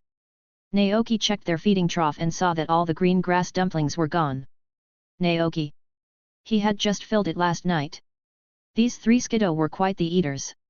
Sighing silently, Naoki resigned himself to his fate and refilled the trough with dumplings. They were almost out, so he would have to make more in the afternoon. One of the Skidoo let out a joyful bleat. Ma, ma, ma. Did you learn a new move? Naoki asked casually. Ma. One of the Skidoo nodded. Oh. Naoki's curiosity was piqued. What is it? Show me. The Skidoo began its demonstration. It looked serious, and grass-type energy surged around its body, condensing into a sharp leaf blade. The Skidoo controlled the leaf blade, slashing forward like a sword. This is Leaf Blade. Naoki raised an eyebrow. Ma, the Skidoo looked very pleased. Watching this, Naoki was inexplicably reminded of the legendary Pokémonization from the Galar region. He suddenly asked, can you make the leaf bigger and hold it in your mouth to attack? Ma. The Skidoo looked confused, as if it didn't understand.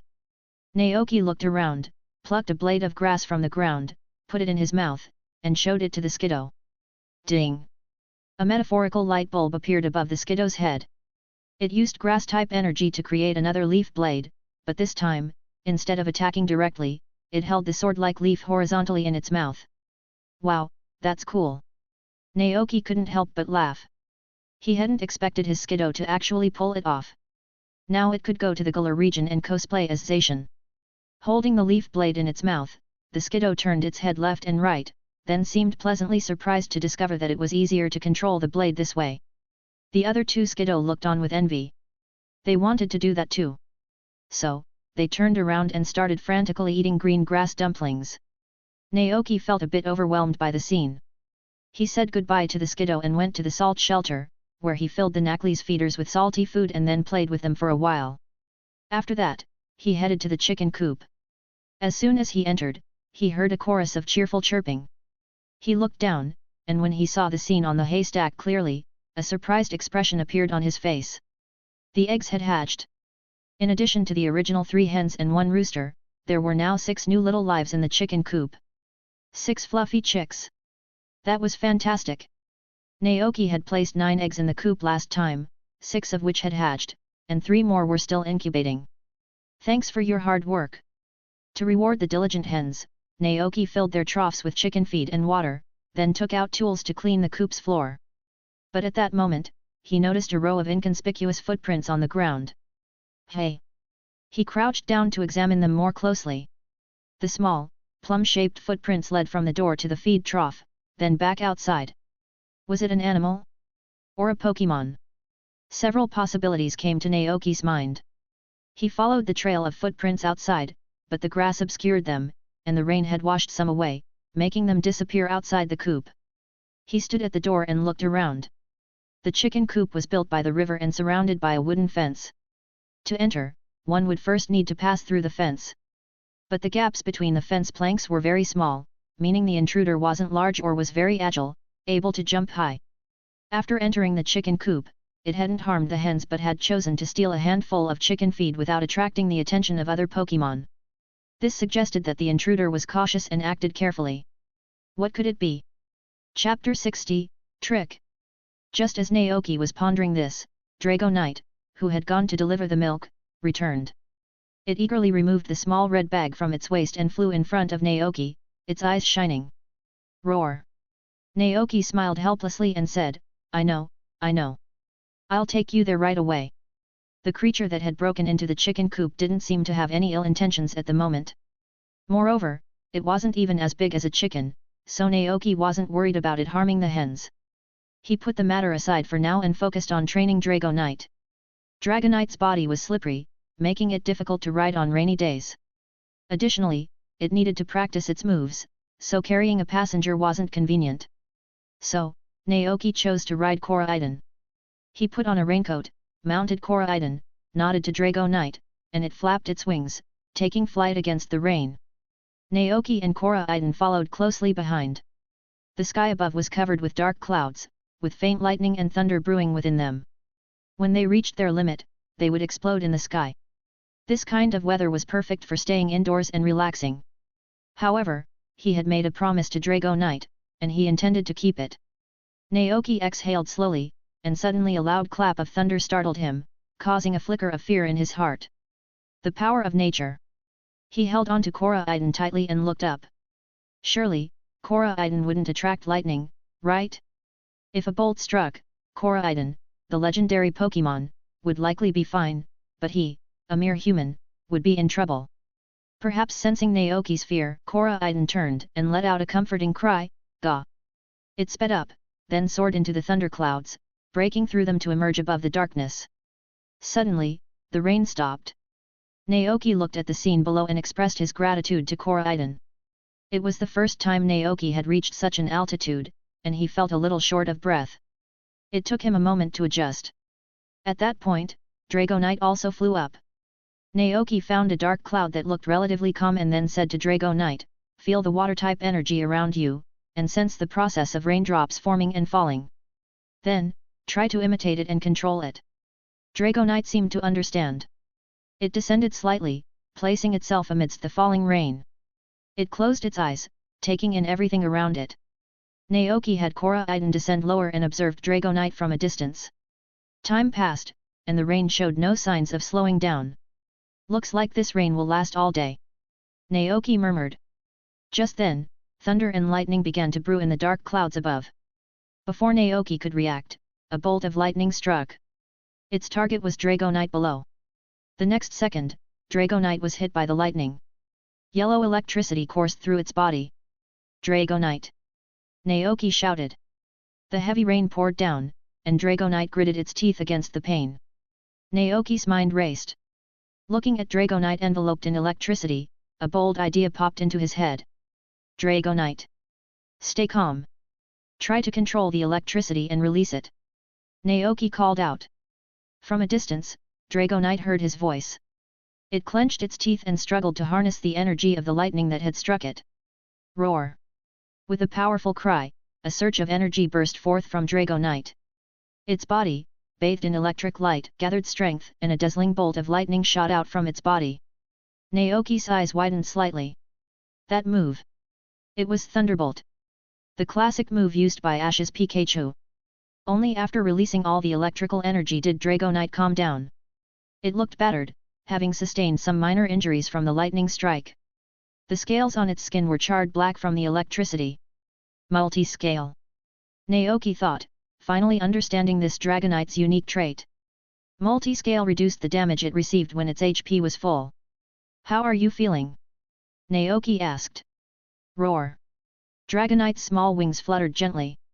It looked down at the charred scales on its body, its expression dejected. It was so unlucky to be struck by lightning for no reason. It reached out its large paw and sadly touched its scales. Suddenly, a trace of residual electricity sparked from its claws. Roar! Drago Knight was startled and quickly shook its paw. The next second, more electricity surged out, enveloping its fist. Roar! Drago Knight raised its large claws and looked at them in confusion. "What's going on? What happened? Is this a new move?" Drago Knight looked at Naoki, seeking an answer. Looking at Dragonite's fist, Naoki understood everything. He smiled and said, "You could say you've turned misfortune into a blessing. Congratulations, Drago Knight. That's Thunder Punch. You can use it to attack your opponents, and sometimes it will even paralyze them. All in all, it's a very good move." Roar! Hearing this, Drago Knight smiled happily. Its big eyes lit up, and a silly grin appeared on its face. "Now, can you try using Thunderbolt again?" Naoki asked. "Use all the electrical energy in your body to attack." Roar! Drago Knight started experimenting. It concentrated, controlling the electrical energy within its body, trying to make it explode outwards. But it failed. Compared to before, the electrical energy in Dragonite's body seemed a bit weak, not enough to support the use of Thunderbolt. Dragonite was a little discouraged. Naoki comforted it, "You did very well. From what I observed, it's just that the energy in your body is still weak, and you lack experience. As long as you work harder and practice more, you'll definitely be able to use it." Hearing this, Dragonite regained its spirit. Then, it was time to continue working on Rain Dance. Dragonite looked up at the raindrops falling from the sky, its expression more serious than ever. After days of hard work and Naoki's guidance, it felt like it was gradually figuring out the techniques and tricks to learning moves. Moves were closely related to the energy and control within a Pokémon's body. To use a specific move, one must first learn how to control the energy of the corresponding type. So, next, it should do this. Dragonite closed its eyes again and tried to sense the rain falling all around it. It formed in the sky, dripped from the clouds, fell to the earth, and nourished everything in the world. Breeze, rain, air currents, clouds. Thanks for listening.